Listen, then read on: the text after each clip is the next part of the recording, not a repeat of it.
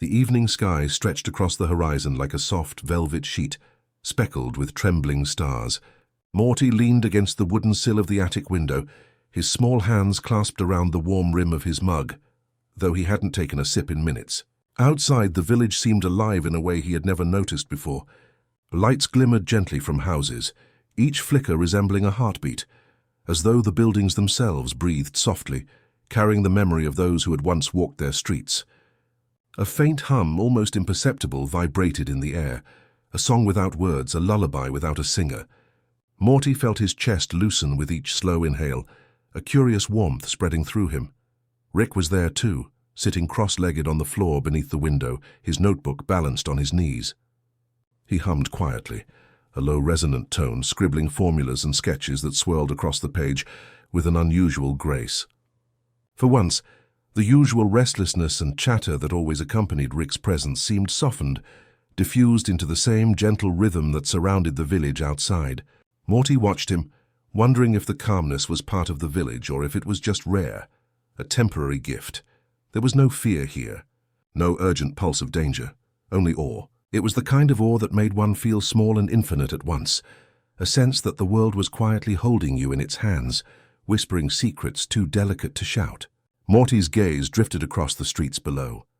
The cobblestones glimmered faintly under the moonlight, each stone reflecting a soft sheen, as if they had been polished by the countless footsteps of those who had walked here before. Shadows swayed gently along the walls, elongated and tender, moving with a kind of rhythm that almost felt alive. "You feel that too, Morty?" Rick's voice broke the silence, soft and low, almost afraid of disturbing the quiet. He didn't look up from his notebook. "It's like the village remembers us. Not the big stuff, just the soft stuff. The little moments. Laughs, sighs, crumbs left on the table. Even the quiet ones like us sitting here." Morty nodded slowly. He didn't always understand Rick's words, but he understood the weight behind them. It was the kind of understanding that settled in the chest, not the mind. His shoulders relaxed, and he felt himself leaning slightly toward the window, toward the hum, toward the village that seemed to pulse in quiet invitation. He stepped down from the sill and padded softly across the attic floor to where Rick had spread out more scraps of paper. The sketches were scattered like fallen leaves, half diagrams, half sketches, all strangely beautiful. Houses with curling roofs, winding alleys that led nowhere and everywhere at once, trees that seemed to bend slightly, as if bowing to the moonlight. In the margins, Rick had scribbled notes: "Softness is memory. Don't step too hard." Another read: "They feel you before you feel them." Morty picked up one sketch, tracing the lines with his fingertip. He could almost feel the shape of the streets beneath his fingers, the gentle curve of the river that ran quietly through the center of the village, the faint hum that seemed embedded in every building. They remember us," he whispered, unsure if he spoke to Rick or to the village itself. Rick finally looked up, his eyes unusually calm. "They don't judge us, Morty, not really. They just carry it. Every small thing we do, every laugh, every sigh, even the stuff we think doesn't matter. It lingers, softly, gently, like a lullaby you don't even hear until you're already asleep." The words hung in the air like a floating feather. Morty felt his heart stretch in some strange, tender way. Empathy, he realized, wasn't just for people. It could be for streets, for houses, for a village that whispered back what it had seen. They stepped outside, the cool evening air brushing Morty's cheeks. The streets were quiet, yet alive. Each step he took seemed to stir something small, something subtle in the cobblestones beneath him. A house to the left seemed to sigh, its shutters breathing in and out, expanding and contracting like a soft chest.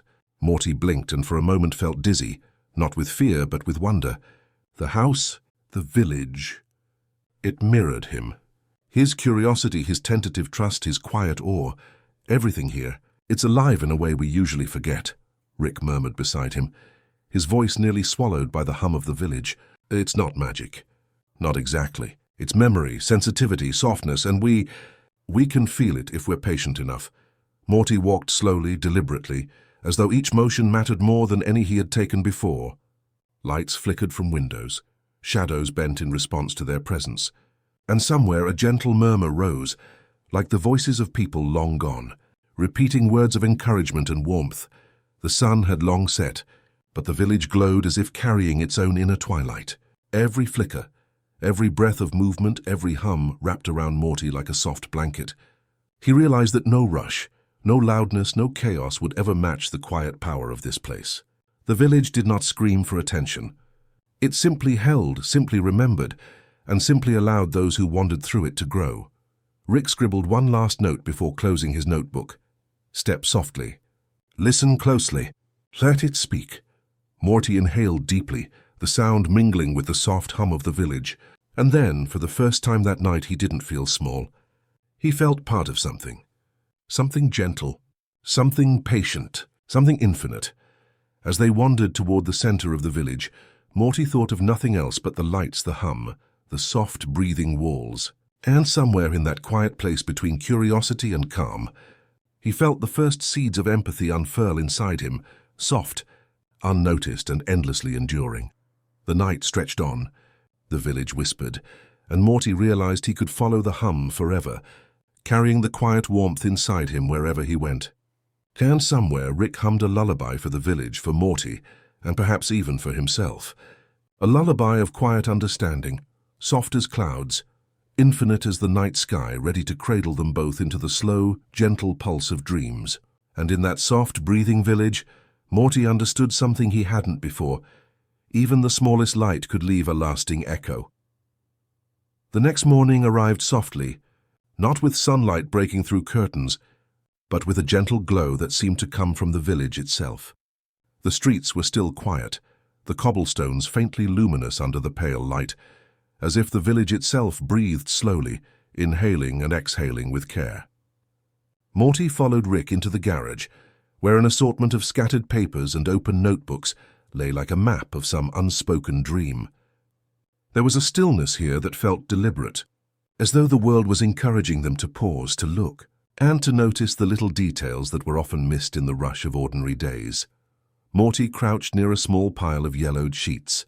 Sketches sprawled across them, the village, its twisting alleys, houses that leaned toward one another like they were sharing secrets. Lines of ink intersected with soft pencil shading, creating shapes that were both precise and fluid, mechanical and alive. Notes written in Rick's unmistakable handwriting threaded through the images, part science, part poetry, part memory.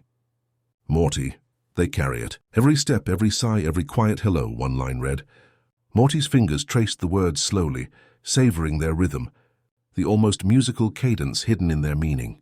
Rick was quiet for a long time, perched on a crate with one knee pulled to his chest, humming under his breath.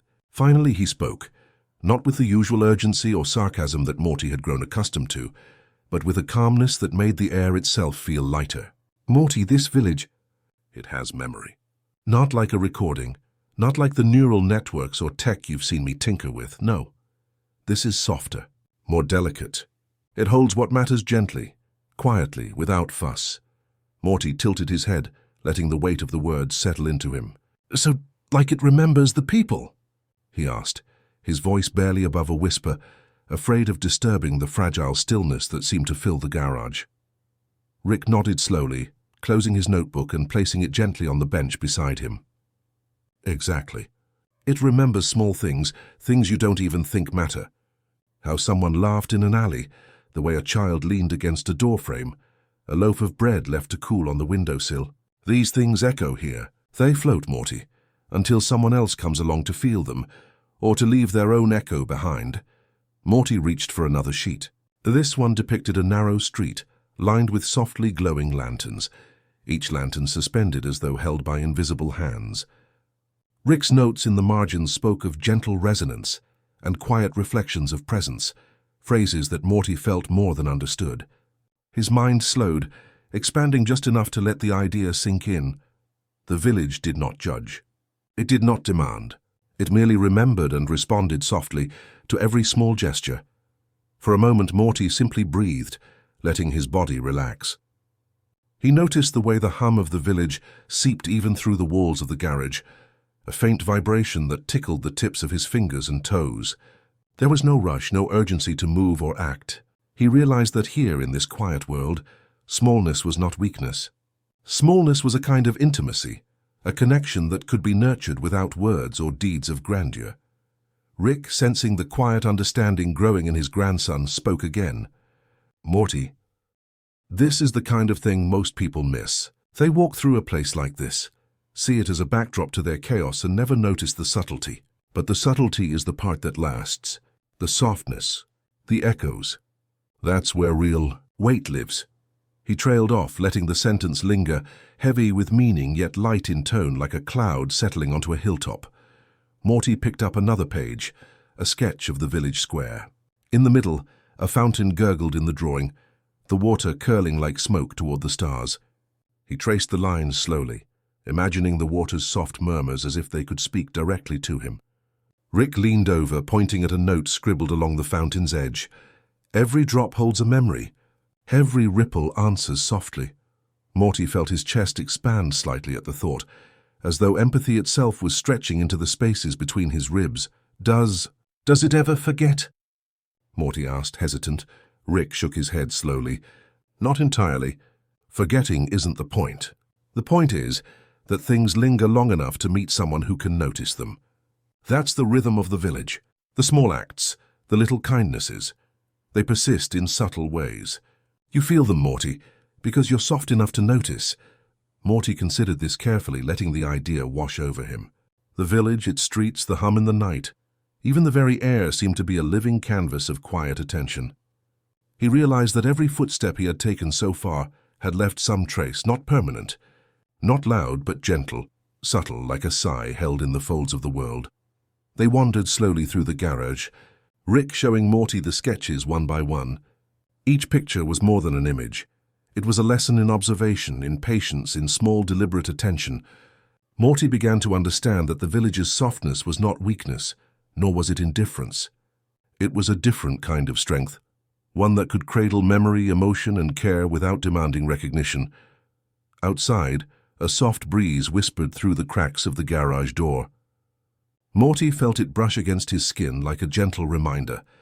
The world around him was alive in ways he had barely imagined.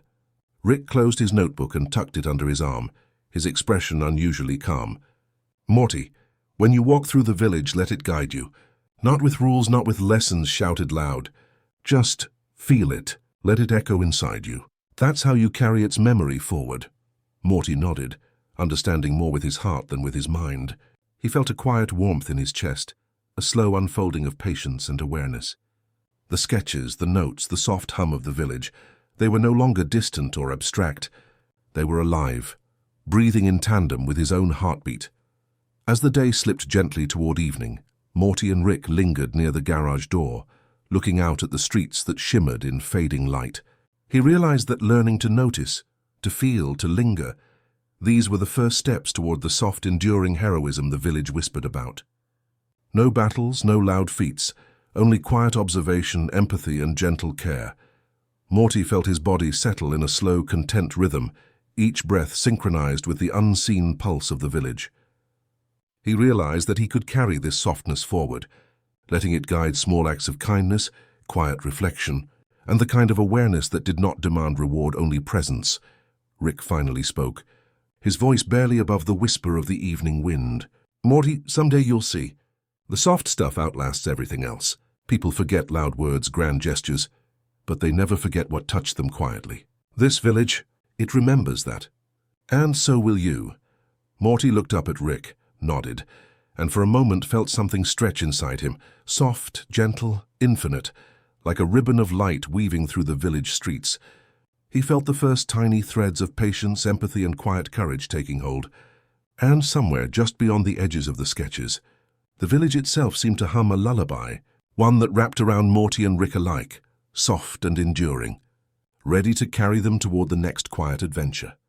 And Morty understood as he traced the soft lines of Rick's notebook that memory is gentle, but it can last forever. The village was softer than Morty had ever imagined. Even the faint creak of doors and the whisper of leaves seemed to follow a rhythm, slow, deliberate, almost like the gentle pulse of a dream.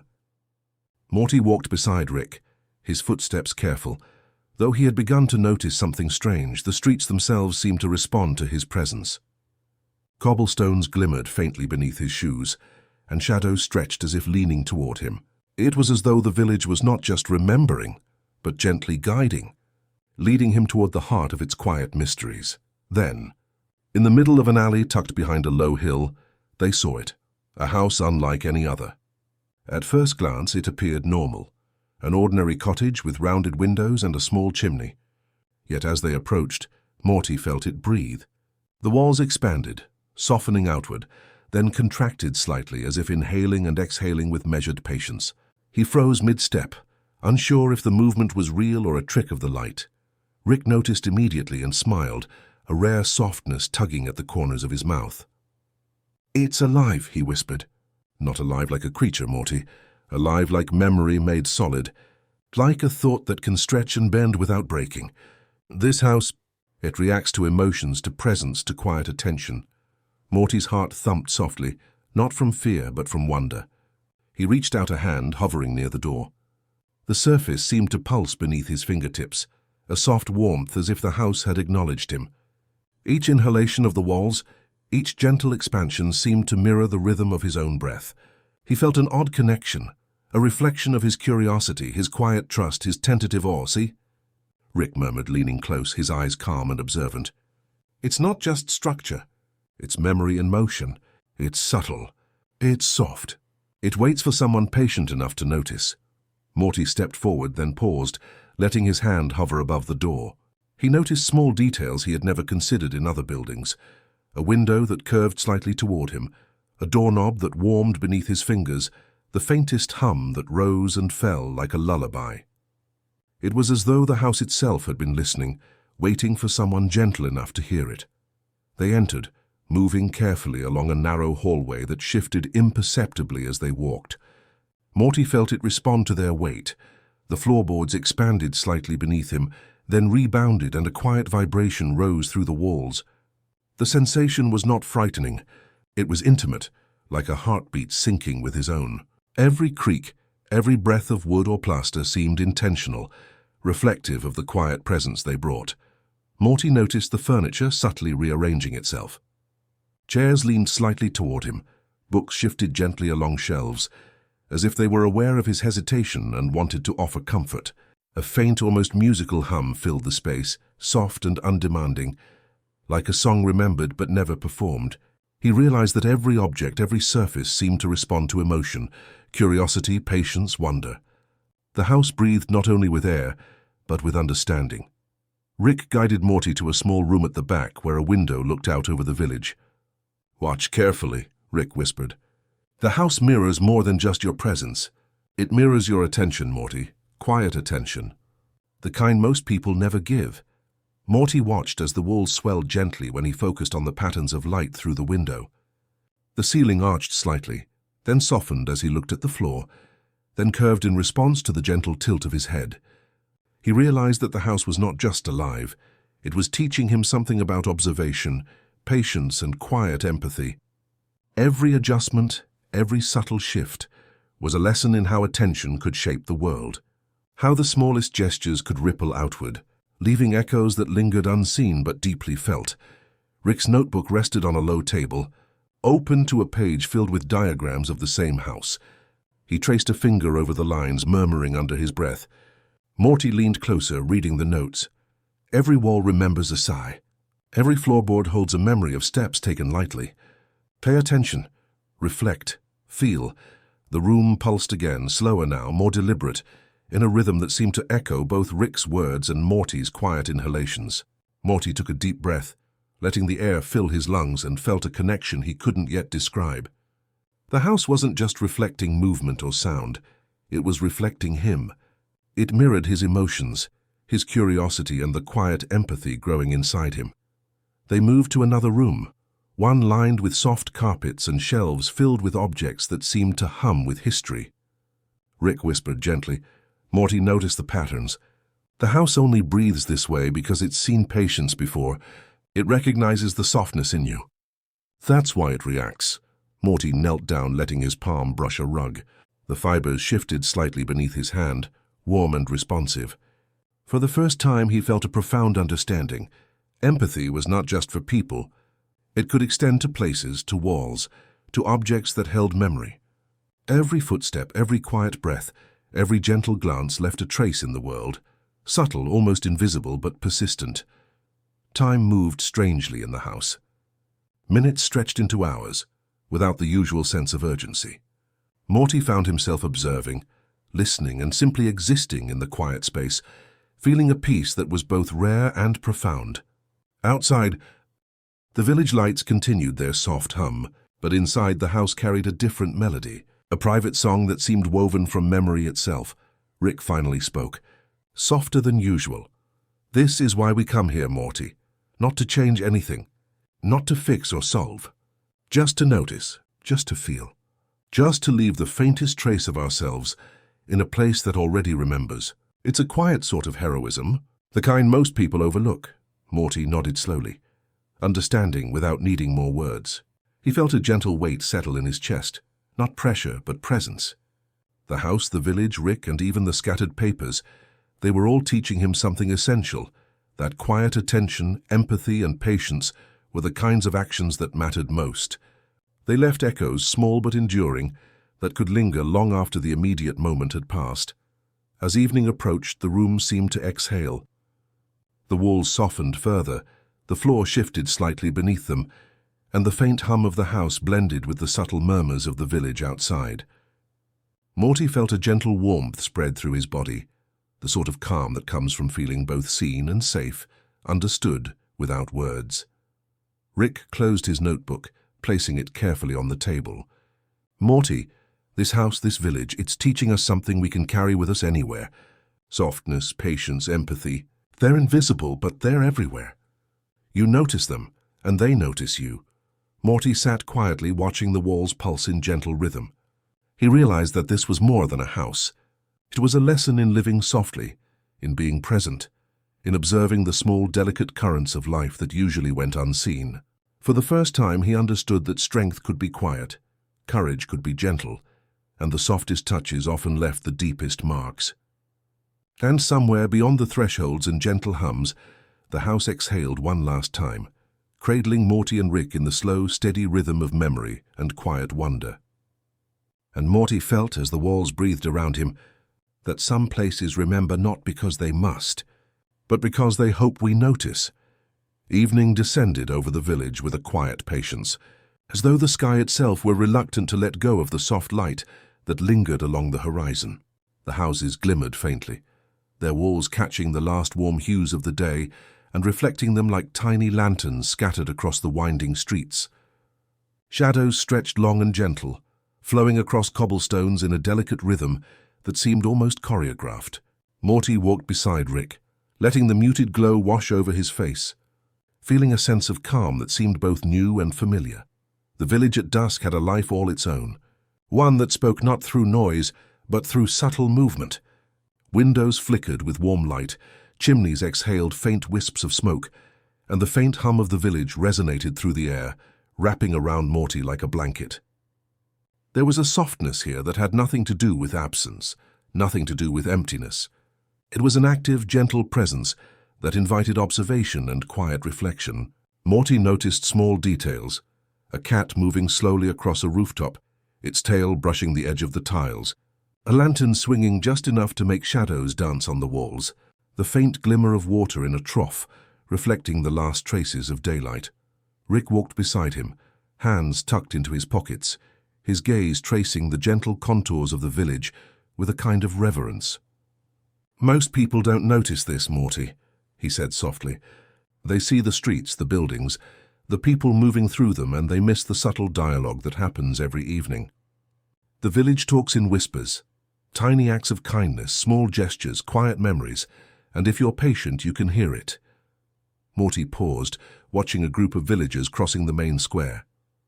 They moved with an uncanny gentleness, each footfall careful, each glance deliberate but soft. No one rushed. No one shouted.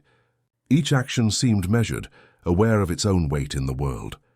Morty realized that these quiet movements carried echoes of long-past visitors, of smiles remembered, of moments of care preserved in the fabric of the village itself.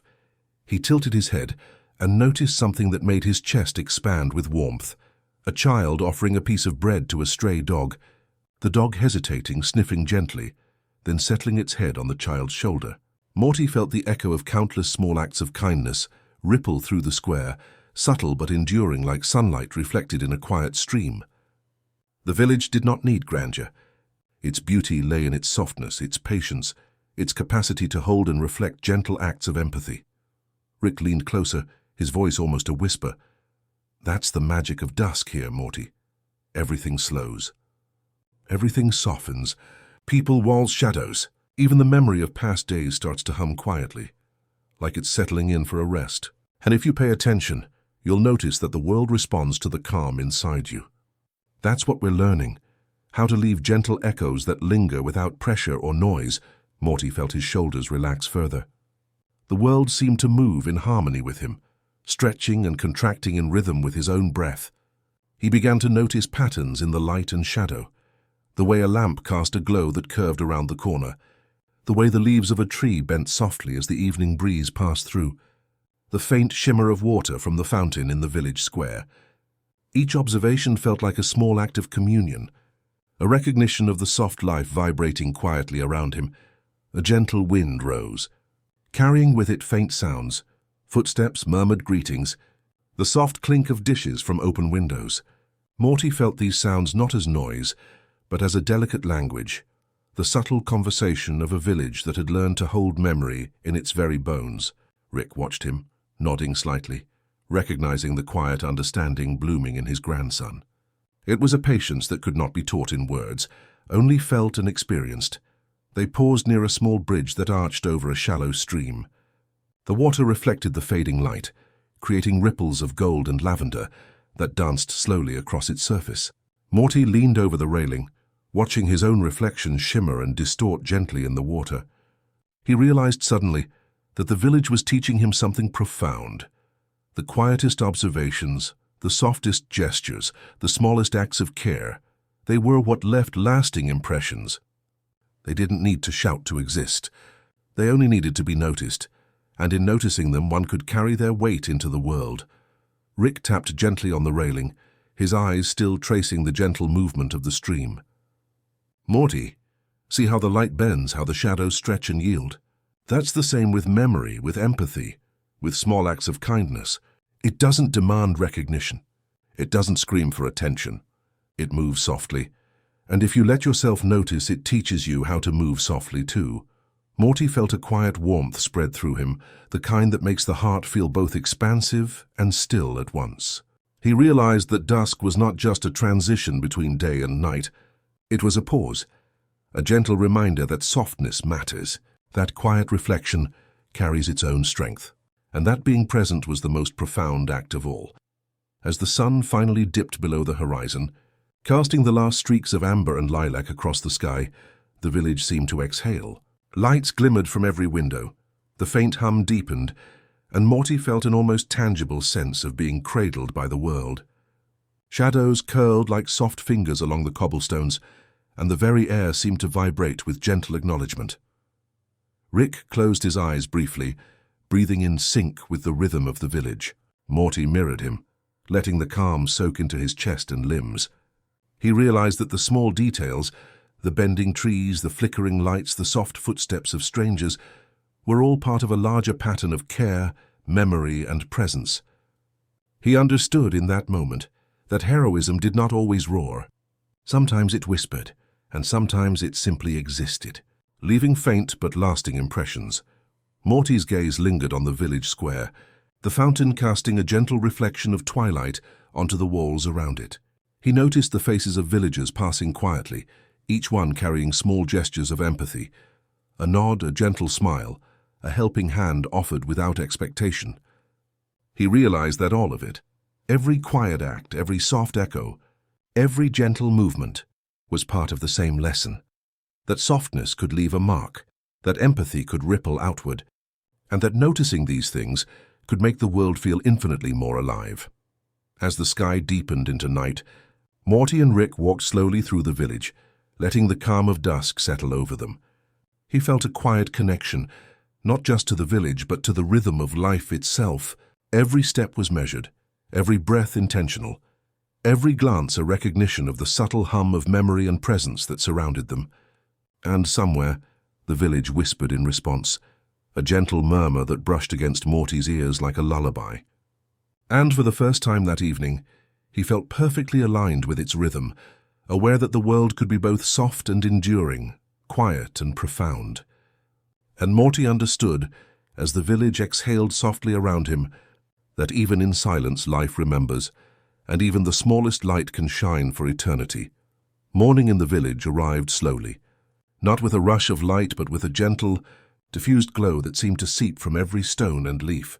Morty and Rick stepped out into the streets, feeling the subtle difference in the air. The village was alive in ways he could not yet name, not with noise or movement, but with a kind of soft resonance that brushed against his senses like a slow, comforting hum. The cobblestones beneath their feet seemed to shift slightly, almost imperceptibly, as if they were bending toward gentleness. Morty noticed that each step he took left no harsh imprint, no rigid mark on the world. The streets were forgiving, pliant, alive with quiet attention. He realized that he could walk without disturbing the subtle pulse of the village, and that each careful step seemed to ripple softly outward, nudging the air, the buildings, and even the faint murmur of the wind to respond in kind. Rick moved alongside him, his hands tucked into the pockets of his lab coat, his eyes tracing the curvature of the lanes and the gentle sway of the buildings. "Morty," he said quietly, "the village isn't just memory. It's responsiveness. Softness is tangible here. It's not weak, it's subtle strength. You feel it because you're attuned. Most people stomp through life, never noticing that their weight matters." Morty looked down at his feet, then around at the streets, noticing the way shadows flowed around them as though they had their own consciousness. Every corner he turned seemed to bend toward him. Every lamp along the path dimmed and brightened in rhythm with the faint beat of the village's pulse. It was not magical in the way cartoons or shows depicted magic. This was different. This was subtle, quiet, a language of soft care teaching him how to exist gently in the world. He stopped beside a fountain, its water barely moving, yet each droplet seemed to vibrate in response to his presence. He held his hand above the surface, feeling warmth, a pulse that mirrored the quiet rhythm of his heartbeat. "Rick, it's like the streets themselves are alive," he whispered, half in awe, half in disbelief. Rick smiled faintly, a calm that Morty seldom saw. "Not alive in the way you think, Morty. The streets aren't thinking. They're feeling, holding echoes, vibrations, responses. You walk softly and they respond. You walk impatiently and they resist. That's why this village is special. It teaches attention and reflection through its own quiet ways." Morty began to walk again, slower this time, paying attention to the subtle signs of the street's responses. Each step felt deliberate, measured, as if the stones themselves had weight, memory, and understanding. He noticed a woman carrying a basket of bread, moving so gently that the basket's contents barely shifted. A child followed, stepping lightly to avoid disturbing the shadows. Morty realized that everyone here moved with intention, aware of their presence in ways he had never witnessed before. Rick's voice, soft and deliberate, broke the quiet hum. "Morty, notice what's happening. Your presence influences everything you touch. Not forcefully, not loudly, but softly. It's empathy made tangible. You are learning to leave subtle echoes, little impressions that ripple out quietly. That's the kind of heroism that lasts." Morty felt a warmth rise in his chest, a growing understanding of the village's quiet lesson. He realized that the streets were teaching more than observation. They were teaching awareness. Each careful movement, each deliberate breath, each glance toward the subtle light or shadow was an act of mindfulness, a tiny imprint left upon the world that did not demand recognition, but existed as a gentle affirmation. As they walked further, Morty noticed that the street corners seemed to lean toward him and Rick, curving slightly, as though inviting them down alleys they had not yet explored. Each turn revealed small acts of quiet kindness, a shopkeeper leaving a flower by a door, an old woman smoothing the edge of her curtain to let the breeze pass softly, a cat pausing to stretch in a golden patch of light. Morty felt himself slowing even more, trying to absorb each detail, feeling that small, persistent hum within his chest, the echo of the village's own attentiveness. Rick paused near an archway that opened onto a small square. "This is it, Morty," he whispered. This is the heart of the lesson. Notice the quiet and let it sink in. You don't have to do anything yet. Just feel it, absorb it. Every gentle act, every soft movement, every echo you encounter is teaching you something essential. Morty knelt near the edge of the fountain, letting his hands hover just above the surface of the water. The ripples responded to his presence, subtle, measured, and deliberate. He realized that the village and its streets were extensions of empathy itself, a living, breathing testament to the value of gentleness. Each ripple, each shadow, each soft sound was a wordless guide, instructing him on the art of quiet heroism. The streets themselves seemed to bend gently under their footsteps, welcoming rather than resisting. Morty sensed a rhythm in the village, a slow and deliberate heartbeat, syncing softly with his own. He understood that heroism did not always roar. It could exist in subtle observation, in the care with which one moved through the world, in noticing small acts and amplifying their effect merely by paying attention. They wandered deeper into the village. Past winding lanes lined with softly glowing lanterns, Morty noticed the faintest smiles, gestures of kindness that went unnoticed by anyone else, but resonated quietly through the village. He felt connected to these echoes, as though the collective memory of all small, gentle actions had gathered here and was now teaching him the rhythm of soft attentiveness. Rick finally stopped beside a lamp that flickered gently in the early evening air. "Morty, you see now, the streets, the village, the people, they're all extensions of the same principle. Softness matters, attention matters, care matters even if it's invisible. That's the kind of presence that lasts long after loud actions fade away." Morty took a slow, deliberate breath, feeling the echo of Rick's words resonate within him. The streets, the lights, the villagers, the soft hum of the world. All of it seemed to exhale in response, a lullaby of quiet understanding that wrapped around him, cradling him in the warmth of awareness. He realized that walking softly was not just about movement, it was about presence, mindfulness, empathy, and patience. Each footstep, each glance, each quiet acknowledgement was a small act of heroism, an invisible imprint that lingered beyond his perception. And in that quiet understanding, Morty felt a gentle expansion of his heart, a slow unfolding of trust in the world, in himself, and in the lessons hidden in every stone, leaf, and shadow. And somewhere, as the village continued to hum softly in response to every gentle step, Morty felt the quiet power of the soft streets settle into him, a lingering reminder that the world responds best to those who move with care, patience, and gentle awareness. And Morty understood as he walked the softening streets that quiet attention is a kind of courage, and every gentle step leaves an echo that can last forever. As Morty wandered further along the soft, meandering streets of the village, he began to notice subtle sounds that had escaped his attention before, a faint rustle of cloth, the delicate tapping of small feet, the whisper of voices that seemed almost too quiet to be real. He paused, tilting his head toward an alley bathed in dim golden light, and felt the pull of curiosity, gentle but insistent. Rick, walking beside him, noticed the change immediately. "Pay attention, Morty," Rick murmured softly. "Not everything you hear is meant to be loud. Sometimes the most important things are whispered." Morty followed the sound, stepping lightly, careful not to disturb the gentle rhythm of the village. Ahead he saw her, a young villager crouched on the edge of a small fountain, her hands weaving shapes in the air.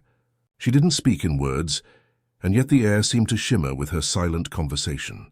The movements were precise, deliberate but soft, like the gentle sway of reeds in a breeze. Morty felt his chest swell with wonder. He had never encountered anyone who communicated so quietly, yet so meaningfully. Rick whispered, "That's the Whisper Collector. She gathers thoughts and stories that go unnoticed, the quiet echoes of the village. She teaches people to listen, not just hear, Morty, but truly listen. That's a rare skill." Morty approached slowly, fascinated. The girl's gestures left tiny trails of luminescence in the air, shapes that formed and dissolved like delicate smoke. It was mesmerizing. He realized that each movement carried meaning, each wave and curl a fragment of story, emotion, or memory. The air around her seemed alive, vibrating with echoes of experiences both recent and long past. The Whisper Collector glanced up, her eyes soft, acknowledging him without a word. She tilted her head and continued her work, weaving silent patterns in the air. Morty understood that to interrupt would be rude, but to watch was a privilege. Every flick of her fingers, every turn of her hand, created a network of whispered connections that pulsed through the alley, through the fountain, and into the cobblestones themselves. Rick crouched slightly beside Morty, his voice barely audible. "See, Morty? Listening is more than understanding words. It's about sensing intention, emotion, and connection. She hears things the streets, the walls, and even the air forget to say aloud." Morty nodded slowly, feeling a warmth in his chest as he realized that listening could be as powerful as speaking. He watched her hands move, creating patterns that formed shapes, small circles that spiraled into light, arcs that faded into delicate trails, and tiny constellations of whispers that hovered briefly before dissolving. Each gesture carried a memory, a secret or a fragment of kindness. And Morty felt as though he were being gently invited into the heart of the village's soul. "Can I try?" Morty asked softly, unsure of the etiquette. The girl tilted her head again, a faint smile brushing her lips, and shifted her hands toward him. Morty extended his own hands hesitantly. To his astonishment, the air responded. It shimmered lightly, bending to his movements as if it were anticipating his intentions. He drew a small arc, and a faint trail of light lingered for a heartbeat before dissolving into nothing. A small thrill of wonder ran through him, not because of magic, but because of connection, the subtle communion between action and attention. Rick placed a hand gently on Morty's shoulder. "Don't rush it, Morty. Softness takes patience. Attention takes care. Let the village guide you." Morty breathed slowly, letting the rhythm of the village, the whisper collector, and his own heartbeat merge. He tried another movement, a simple curve, and felt the air hum in response. The faint light lingered longer this time, as though acknowledging his effort. He realized that even the smallest act of attentiveness could leave a mark, a subtle imprint in the quiet memory of the world. The whisper collector began to move around him, guiding him through the alley in silence. She gestured toward a wall where faint, delicate patterns of previous whispers lingered, tiny arcs and circles that had not yet faded.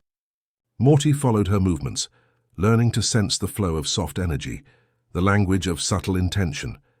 He felt a connection not only to the village, but to every person, every act, every memory that had been woven here. Rick watched quietly, the corners of his mouth lifting in rare approval. This is the kind of understanding that doesn't shout. It's a quiet form of power, Morty. The world needs people who notice, people who gather echoes and carry them forward. That's the kind of heroism that lasts, even if no one applauds it. Morty continued to practice, letting his hands shape small patterns in the air, watching them dissolve, and then doing it again more confidently. Each gesture left him feeling more attuned, more present, more a part of the subtle rhythm that pulsed through the village. The air itself seemed to acknowledge him, wrapping around his movements like a soft, invisible blanket. The whisper collector led him to a small bench beside the fountain. She sat, and Morty mirrored her, closing his eyes briefly to feel the hum of quiet communication around him. He realized that this lesson extended beyond gestures. It was about awareness, presence, and gentle empathy. To truly listen, he learned, was to honor what was fragile, soft, and easily overlooked. Minutes or perhaps hours passed without notice. Morty had entered a state of quiet reflection, his senses attuned to the whispers of the village, the soft pulse of the streets, and the lingering memory of every gentle act. He felt a calm certainty that even the smallest gestures could leave enduring marks on the world, if only they were observed, acknowledged, and carried forward. Finally, the whisper collector waved a small farewell. Morty nodded, understanding that her guidance was complete, that the lesson was less about technique and more about perception. She returned to her work, weaving light through air, leaving Morty with the profound realization that listening could be a form of heroism, as quiet and powerful as any action. Rick rested a hand on Morty's shoulder. "You see, Morty, the village isn't just soft streets and glowing lights. It's memory, empathy, and patience made tangible. And now you've learned a new kind of connection, the one that doesn't demand attention, applause, or recognition. It's the one that persists quietly, waiting for someone mindful enough to notice." Morty exhaled slowly, letting the calm settle deep in his chest. He glanced at the fading light around the fountain, the soft movements of the whisper collector, and the faint hum of the village itself. A gentle warmth spread through him, a sense of belonging and quiet responsibility. To notice, to listen, and to honor the soft echoes, these were lessons he could carry beyond the village, into the larger, often chaotic world. And somewhere, in the softly lit alleyways and murmuring fountains, Morty felt the village hum around him like a lullaby, teaching him that listening is love, and that the softest connections can leave the most enduring marks. Filthy and Morty realized as the whispers danced around him that even silence has its own language, and even the quietest attention can change the world. The river appeared like a ribbon of silver, winding softly through the village, reflecting the early morning light with a gentle glimmer that seemed almost alive. Morty had never seen water move with such deliberate serenity. Its surface rippled with faint patterns, subtle shapes that rose and fell like whispers pressed into liquid. The air carried the soft scent of moss and water, the delicate fragrance of morning lingering in each breath.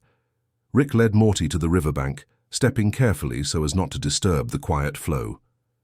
"Morty," he murmured, "this isn't an ordinary river. It doesn't just move water from one place to another. It carries memory, emotion, soft echoes. Listen closely. Let it speak." Morty knelt beside the flowing water, allowing his fingers to brush the surface.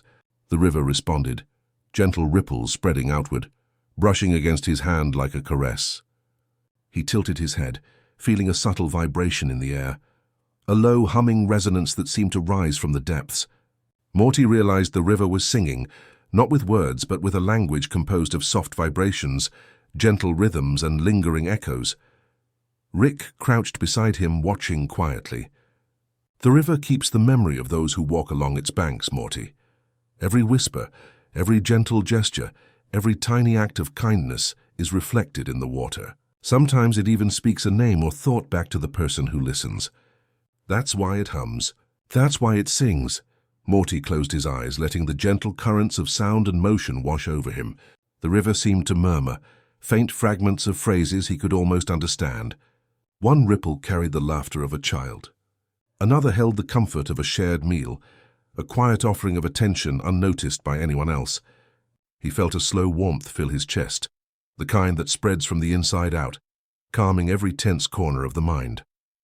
As he leaned closer, he thought he heard his own name whispered in the movement of the water. It was not loud, not demanding, not startling.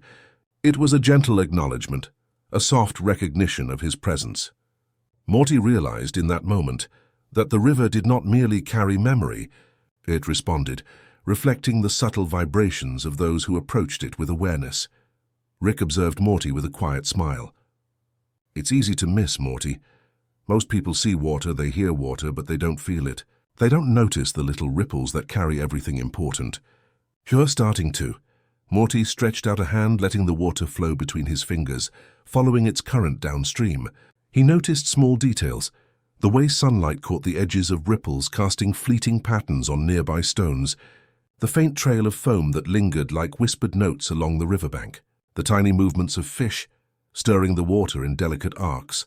Each observation seemed to ripple not only outward but inward, a quiet reflection that made him feel more present than he had in years.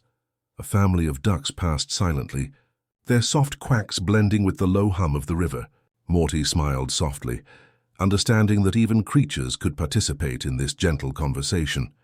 The water carried their presence, the slow flap of wings, the brief disturbance of the current. It was all part of the song, the ongoing, imperceptible symphony of soft life flowing through the village. Rick gestured to the opposite bank, where the trees leaned over the river with a tender, measured sway. "See that, Morty? The river mirrors everything. The trees, the light, the creatures, even the people. The more attuned you are, the more you notice the harmony. And in noticing, you contribute. Every ripple, every whisper, every reflection matters." Morty knelt there for a long while, feeling the calm settle into his body and mind.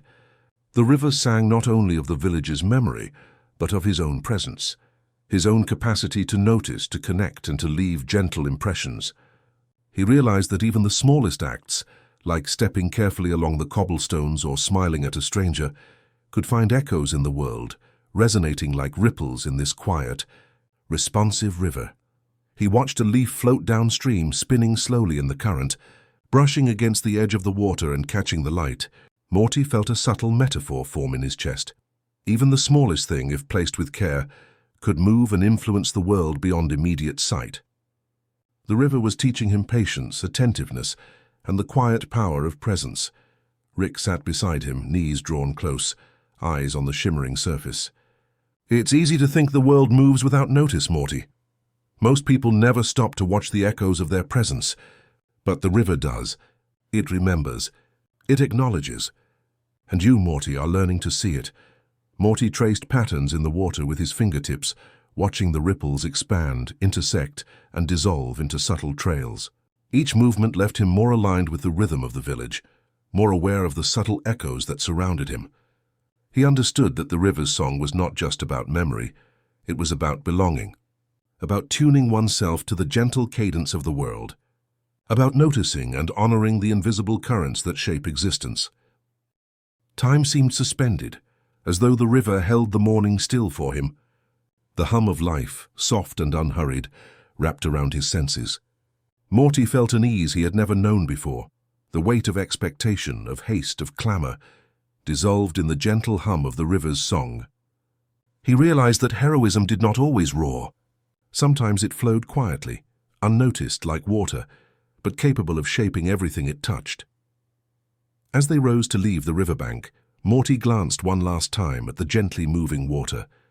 He noticed again the soft shimmer of light, the faint echoes of all who had passed before, and the subtle hum that seemed to acknowledge him.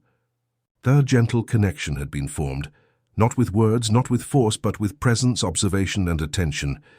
Rick stood beside him, arms crossed, his voice soft. "Morty, always remember. Notice the small, soft things. They have weight. They carry memory, kindness, and quiet power. Sometimes the strongest ripples come from the gentlest touches." Morty nodded, feeling a profound sense of alignment with the village, the river, and himself. He understood that listening, observing, and moving softly were forms of strength. The river's song would linger in him, a quiet lesson that he could carry into every moment, every interaction, every step he took. And somewhere, as the water rippled gently toward distant bends, Morty felt the village's quiet symphony resonate through him like a lullaby. The river sang not only of memory, but of connection, and of the enduring echoes left by those who take the time to notice. And Morty realized as the river whispered his name, that listening, observing, and moving softly are the quietest forms of heroism, echoing forever in the currents of the world. As dusk settled over the village, Morty noticed a transformation unlike any he had seen before. The streets, already soft and reflective, glimmered faintly, touched by thousands of delicate points of light.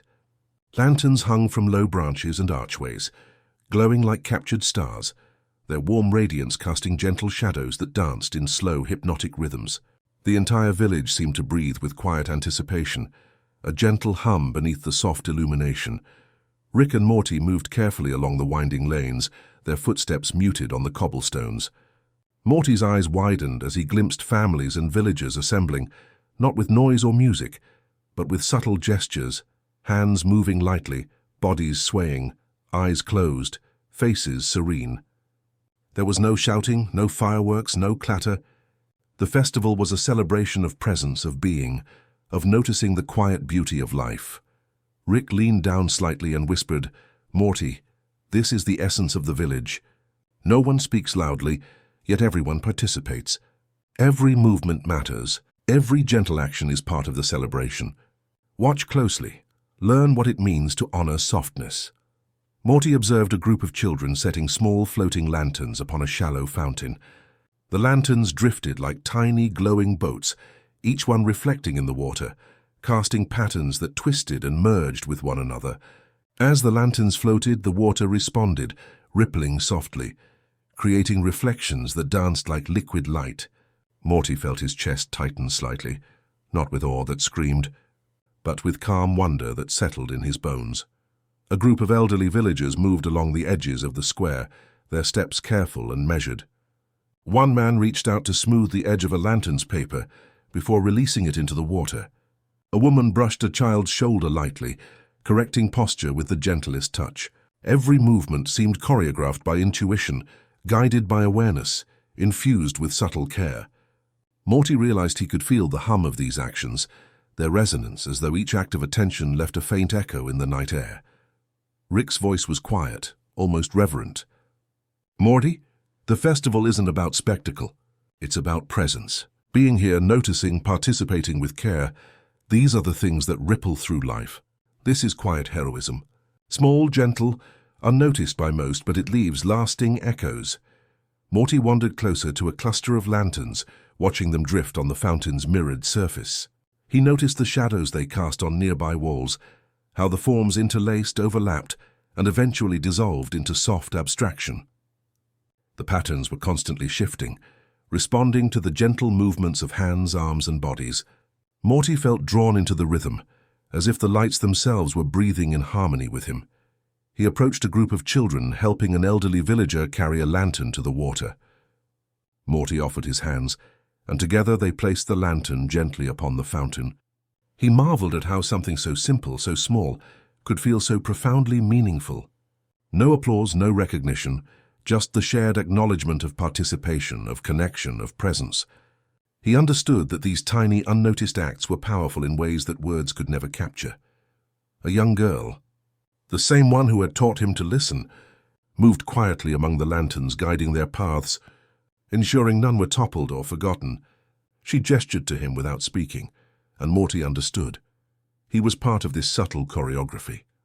Every hand, every step, every breath had significance. The festival's power lay not in grandeur, but in intimacy, in careful attention, in gentle communion with the world. Rick observed from a nearby archway, quietly proud. "Morty, remember this. The world is full of loud, brash things, but real change, lasting, deep change, happens in quiet ways. Every gentle touch, every soft act of presence is like a lantern floating on a river. You may not see where it goes, but it will illuminate something somewhere." Morty walked along the edge of the square, noticing the tiny, intricate gestures happening everywhere. An elderly woman handed a soft shawl to a child, whose shoulders shivered slightly. A man swept a lantern's wick gently, ensuring it burned steadily. Each act was a whisper of care, a soft thread weaving the village into a tapestry of kindness and attention. Morty began to feel the subtle music of these movements, a melody of light and presence that vibrated just beneath perception. The festival's glow grew more intense as the sun slipped below the horizon, but it was never harsh. Lanterns lit softly from within, their glow reflected in the gentle ripples of fountains, the shimmer of cobblestones, and the watchful leaves of the trees. Morty realized the village had created a sanctuary of attention, a space where observation, care, and empathy were elevated into a ritual. He joined a quiet circle of villagers. Placing his hands together with theirs, Morty felt a warmth spread through him, a sense of belonging and responsibility. Even in silence, in the absence of noise and spectacle, he could feel the collective presence of the village. Every flick of a finger, every careful step, every whispered breath contributed to the tapestry of soft, enduring heroism. Rick leaned close. "Morty, take note. Real courage doesn't always roar. Sometimes it whispers. Sometimes it moves slowly, attentively, without recognition. The Festival of Quiet Lights teaches you that your presence, however subtle, shapes the world. Just like these lanterns, your actions drift outward, leaving illumination even after they fade." Morty nodded, allowing his eyes to wander across the soft glow. The calm gestures, the gentle hum that suffused the village. He felt a sense of serenity, a quiet understanding of his own capacity to participate meaningfully in the world. The festival, with its silent music and floating lights, was not just a celebration, it was a lesson, a meditation, a reflection of everything he was slowly learning: patience, attentiveness, empathy, and gentle courage. He stepped closer to the fountain, letting his fingers hover above the water's surface. The ripples responded subtly, as though the water itself acknowledged his presence. Morty felt a deep sense of connection, not only with the village but with himself. He understood that these soft, deliberate actions carried a resonance far beyond immediate perception. Every gentle step, every mindful gesture, every whisper of attention had the power to shape the world quietly, meaningfully, enduringly. The night deepened, and the lanterns glowed like constellations on earth. Morty felt himself breathe in harmony with the village, attuned to the soft pulse of presence that extended from one villager to another, from one gesture to the next. The Festival of Quiet Lights was a lullaby, a meditation, a slow awakening to the quiet beauty of the world. Rick watched him, shoulders relaxed, eyes soft. "Morty, tonight you've learned something essential. Heroism can be quiet. Presence can be powerful, and even the smallest act done with care leaves a lasting ripple. That's the lesson of this village, this river, and now this festival. Keep it in your chest, Morty. Carry it wherever you go." Morty exhaled slowly, feeling the gentle rhythm of the lanterns, the village, and his own heartbeat merge. The Festival of Quiet Lights was more than a celebration. It was a revelation, a quiet testament to the enduring power of observation, attentiveness, and soft heroism. He felt the subtle warmth of the village settle around him. A gentle embrace, a meditation of presence, a lullaby of light and care that would linger long after the night ended. The morning air in the village felt unusually light, as though even the sky had softened overnight. Wisps of clouds hovered low, drifting with deliberate slowness above the rooftops, brushing against the eaves of houses and curling around the spires of chimneys. Morty and Rick walked side by side, their footsteps barely disturbing the soft mist that clung to the cobblestones. Morty's attention was drawn upward, where the clouds seemed to move with purpose, forming shapes and patterns that shimmered faintly in the early light. Rick paused, tilting his head. "Morty, do you see that?" he whispered. "Those clouds aren't just drifting aimlessly. Someone taught them to shape themselves, someone who understands that even the most fleeting form can carry meaning." Morty squinted at the patterns, and slowly, like the unfolding of a quiet secret, he noticed a figure sitting cross-legged on a low hill just beyond the village. The figure was enveloped in a cloak the color of fog, and around them, the clouds seemed to bend, stretch, and fold into delicate arcs, spirals, and gentle loops. It was as if the clouds themselves were being sculpted by an unseen hand, or perhaps guided by someone who moved in harmony with the air itself.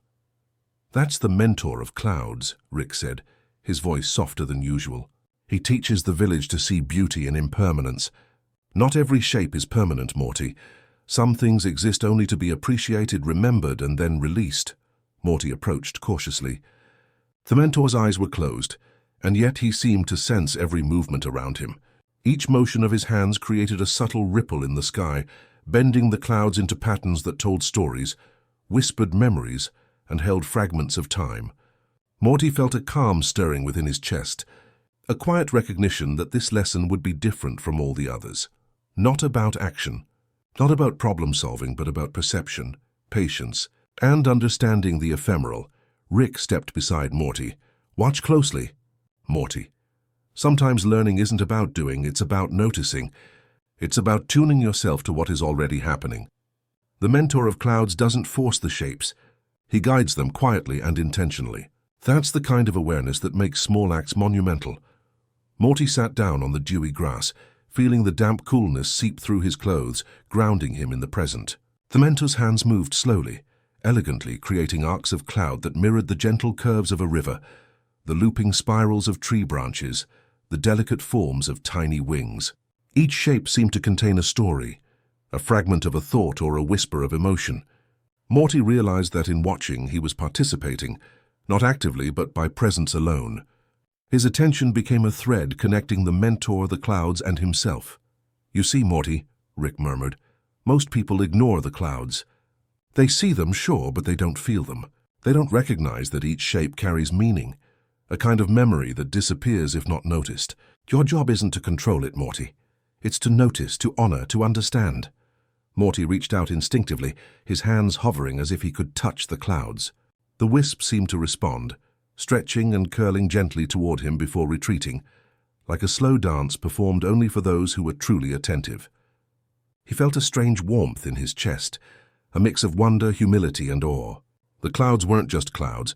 They were expressions, fleeting yet significant, a tangible reminder that even impermanent things could hold value. The mentor opened his eyes for the first time, and Morty felt them glance into his soul without judgment, merely recognition. The man's gaze was gentle, steady, patient. He raised a hand, guiding a wisp of cloud to form a simple spiral that hovered momentarily before dissolving into the soft blue sky. "Morty," he said softly, "not every mystery is meant to be solved. Some are meant to be remembered. Some are meant to be admired and then let go. Life flows in layers, each one gentle, ephemeral yet meaningful. To notice is to honor. To honor is to connect." Morty nodded slowly, absorbing the words. They resonated deep within him, settling alongside the lessons of whispers, rivers, and lanterns.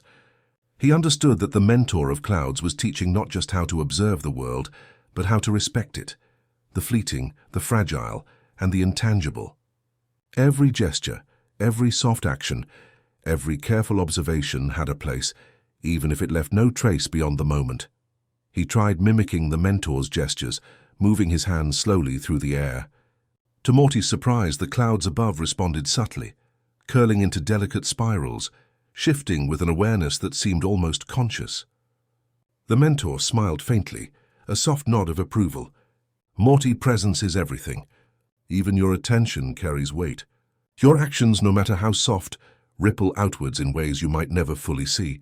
That's the quiet power of empathy and mindfulness."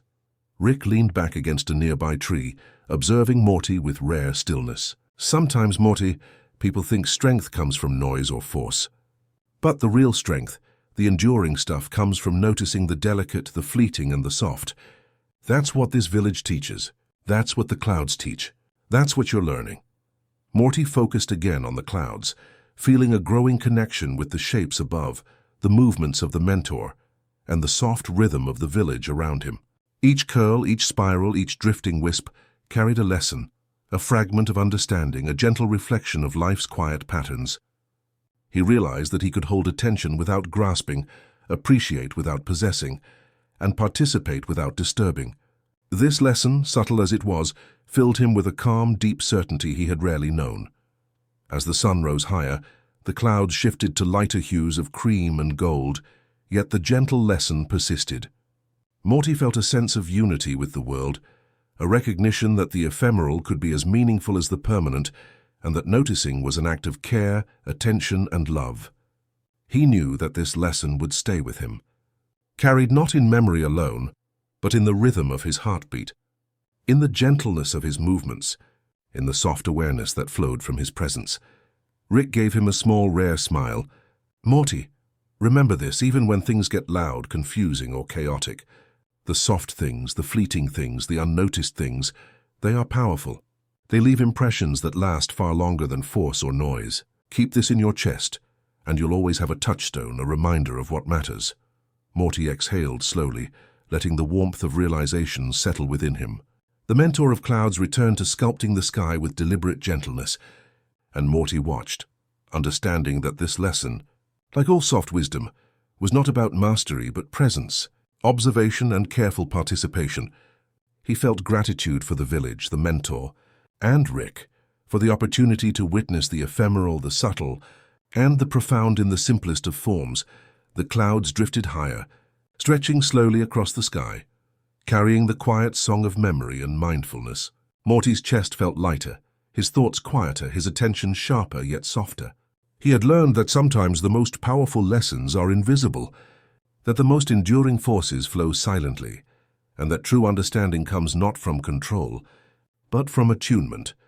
Morty felt a curious hush settle over him as Rick led him toward the outskirts of the village. The narrow path wound through low walls draped in ivy, faintly illuminated by the soft glow of the lingering morning mist. At the end of the path stood a large abandoned hall, its weathered stone and dark wooden beams carrying the subtle scent of time and quiet memory. Even from a distance, Morty could hear it, faint whispers, fragments of speech, the soft resonance of voices long gone, reverberating through the still air. Rick paused at the entrance, leaning close to Morty's ear. "This is the echoing hall, Morty. It's not haunted, not really. It's memory, reflected. The walls keep the echoes of everyone who ever spoke here, every act, every intention, every soft gesture. And sometimes, if you listen carefully, you can hear things you forgot you remembered."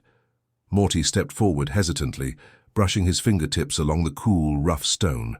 The echoes shifted as he moved, responding subtly to his presence.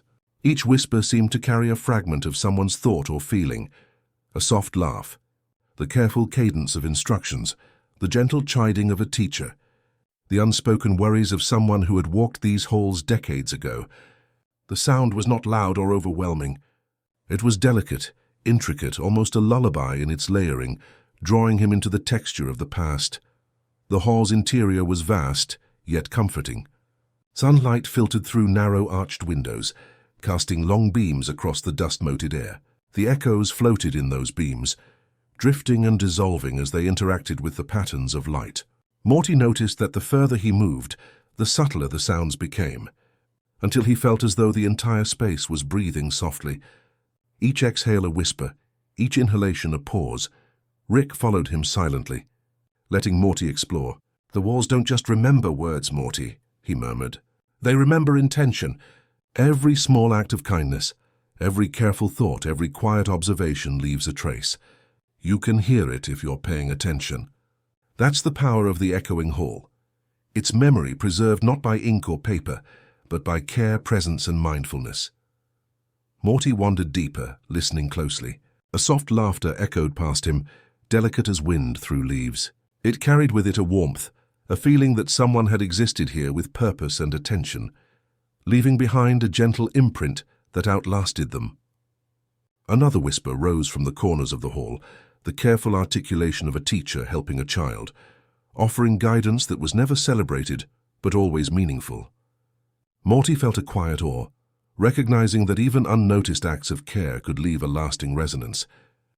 He knelt to touch a low stone bench, running his hand across its worn surface. The whisper of hands brushing the same bench years ago drifted faintly through the air, a reminder that presence mattered. Morty realized that the hall was not merely echoing sound. It was echoing the subtle weight of lives lived attentively, the imprint of small actions that carried meaning far beyond immediate perception. Rick crouched nearby, observing him. Most people ignore the soft echoes, Morty. They rush, they push, they demand attention. But real life, meaningful life, is often quieter than anyone notices. The hall reminds us of that. Memory is softer than matter. Morty walked further toward a series of wooden columns lined along the hall. Each one seemed to hum with its own faint resonance, carrying fragments of conversation, emotion, and intent.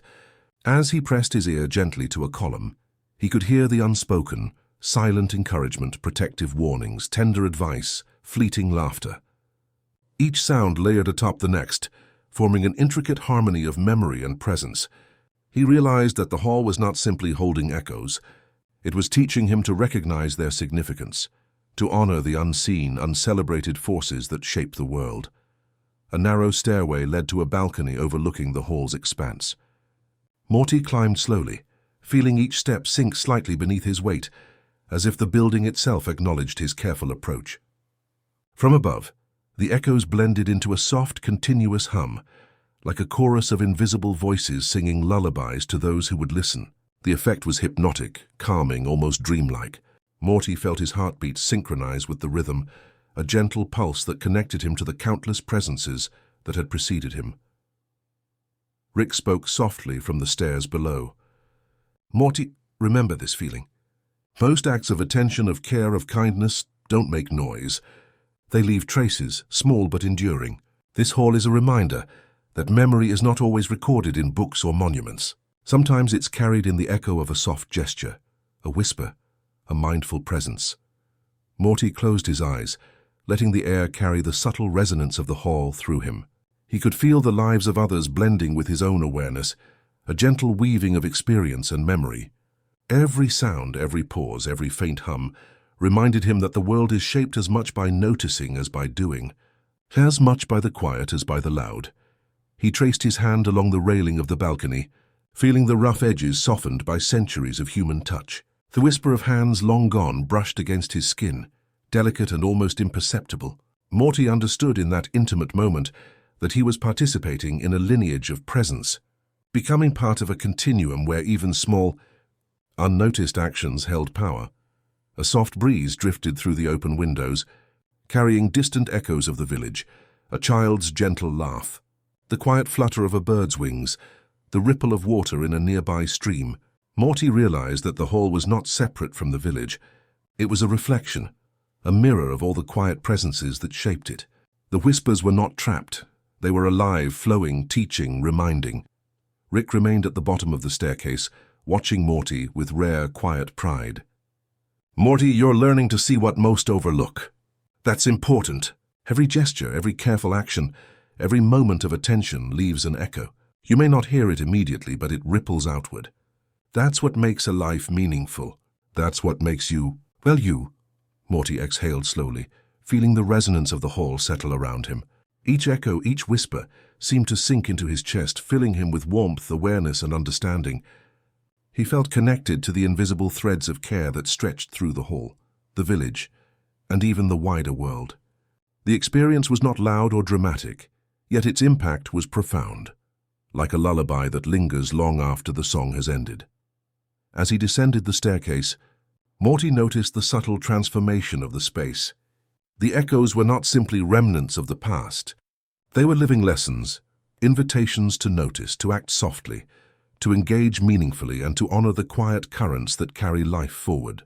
Every gesture mattered, every breath contributed, every presence had weight. He understood at a deep and intuitive level that small mindful actions could leave enduring imprints. Rick gestured toward the exit, a faint smile tugging at the corner of his mouth. "Come on, Morty. The hall has given us enough whispers for now, but remember them. Let them guide you. Quiet heroism, mindful attention, empathy, they're all echoes waiting to be heard. Carry that with you." Morty stepped into the soft light of the village once more, leaving the hall behind but bringing its lessons fully within. The echoing hall had shown him that the most meaningful presences were often silent, the most enduring actions subtle, and that attention and care could resonate far beyond the immediate moment. He felt an inner calm, a gentle awareness of the unseen patterns of life, and a quiet sense of being part of something larger, something enduring, and profoundly beautiful. The day was settling into a gentle, amber light, filtering through the village's soft haze. Morty wandered along the narrow streets, feeling a new calmness within him, the echoes of the hall still whispering faintly in his mind. As he approached the village square, he noticed a familiar figure leaning against the low wall of a garden. Summer. Her posture was relaxed, but her eyes held that quiet attentiveness that Morty had come to recognize as thoughtful reflection. Summer had returned unexpectedly, her presence a reminder of the unspoken bond between them. Morty felt a subtle warmth in his chest. Even without words, there was recognition. They had grown in parallel, each learning from the village, the rivers, the lanterns, and the clouds. Their growth was quiet, internal, and profound. Rick, trailing slightly behind them, didn't speak immediately. He allowed the siblings to meet in their own space, observing silently from a distance. Morty took a hesitant step closer to Summer. Her eyes softened, a subtle smile forming. They didn't need to talk. They could feel each other's experiences, the shared understanding that had slowly built over their journeys through the village. The air between them carried the gentle hum of the day, the quiet whisper of leaves, the soft ripple of distant water, the faint glow of lanterns in preparation for the evening's celebration. Morty noticed that every movement, every gesture, seemed imbued with intentionality. Summer reached out, lightly brushing a stray leaf from Morty's shoulder. It was an ordinary gesture, but it carried all the weight of familiarity, care, and recognition. Morty smiled, feeling the rhythm of shared silence. You've changed," he said softly, almost whispering, not because he needed to be heard, but because speaking felt natural in this space. Summer's response was subtle, a nod, a small knowing curve of her lips. The quiet acknowledgement between them held more meaning than any long conversation could. They began to walk together, side by side, their footsteps leaving no noise, each step carefully placed as though they were tracing the soft heartbeat of the village itself. Morty observed Summer's attention to detail, the way she noticed the curve of the path, the small gestures of villagers setting lanterns for the evening, the subtle arrangement of flowers along the garden walls. Each observation was gentle, deliberate, and reflective, mirroring his own growing mindfulness. Rick's voice broke in softly from behind. "Morty, Summer, notice how small gestures ripple outward. This isn't about grand declarations. It's about presence. Look at her, she's attentive, patient, and quiet. That's strength in the softest form. You two are learning it differently, but both paths lead to the same awareness." Morty glanced at Rick, then back at Summer. He understood. Strength wasn't loud or brash. It was in attention, empathy, and the ability to move through the world without disturbing its fragile rhythms. Summer's subtle gestures, the way she noticed small details, the way she approached life carefully were all lessons in quiet heroism. And he, too, was learning. They stopped near a small fountain in the center of the square, where water rippled softly under the morning light. Morty dipped his fingers into the water, watching the concentric rings spread slowly, touching the edges of the basin before fading. Summer did the same, a mirrored gesture that felt like an unspoken conversation, a shared reflection. Morty realized that this was a metaphor of their journey. Every careful action, every thoughtful gesture expanded outward, leaving traces of presence even when unseen. Summer's voice, soft and even, finally broke the silence. "Morty, do you ever feel like the village is teaching us how to be ourselves but better?" Her words were quiet, almost a question whispered to the air rather than spoken aloud. Morty considered it. "Yeah," he replied gently. "It's like everything here is soft, slow, and careful. And when you pay attention, you see how powerful that can be. Even the smallest act matters." He felt a quiet pride swell within him, not the kind that seeks recognition, but the kind that simply knows. They continued walking.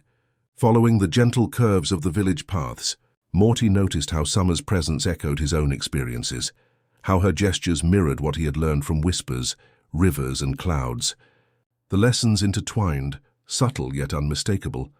Mindfulness, empathy, quiet courage, and the understanding that growth could be measured not by achievements, but by awareness and attentiveness.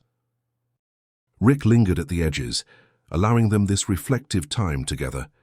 "Morty, Summer, remember this feeling," he said softly. "You don't need to do anything flashy. Your strength, your presence, your empathy, it's enough. Every quiet choice you make shapes the world in ways you'll only understand much later." Morty felt a gentle warmth as he watched Summer adjust a lantern along the pathway, ensuring its flame flickered steadily. Her careful, unnoticed action reminded him of the lanterns in the Festival of Quiet Lights, the soft currents of care and attention that ripple through the village. He realized that their bond, their mirrored growth, was an extension of the same quiet, enduring principles. They paused on a small bridge that arched over a softly flowing stream. The water reflected their faces, calm and attentive, mingling with the soft glow of the village lights. Morty and Summer leaned lightly on the railing, watching the gentle ripples carry reflections downstream. He noticed that even here in stillness there was movement, small, deliberate, and meaningful. Summer finally spoke again. "Morty, sometimes I think I understand what Rick means about noticing the small things, but seeing you notice them too, it feels different, like we're learning together." Morty nodded, a quiet acknowledgement passing between them. The realization settled in his chest. Growth could be shared without words, lessons could be mirrored, and the impact of presence could be multiplied by connection. They were two individuals learning in tandem, echoing each other's quiet evolution. Rick, watching from the side, felt the same satisfaction he often kept tucked behind his measured expressions. There was pride here, yes, but more importantly, there was calm recognition. These quiet, reflective moments, the shared understanding between siblings, the attention to small gestures, the soft acknowledgement of growth, were far more meaningful than any dramatic confrontation, any loud adventure. Morty reached out to brush a stray leaf from Summer's hair. She returned the gesture with equal gentleness, a mirrored act that felt like a rhythm in their shared understanding. They didn't need to speak. The exchange alone conveyed trust, recognition, and mutual care.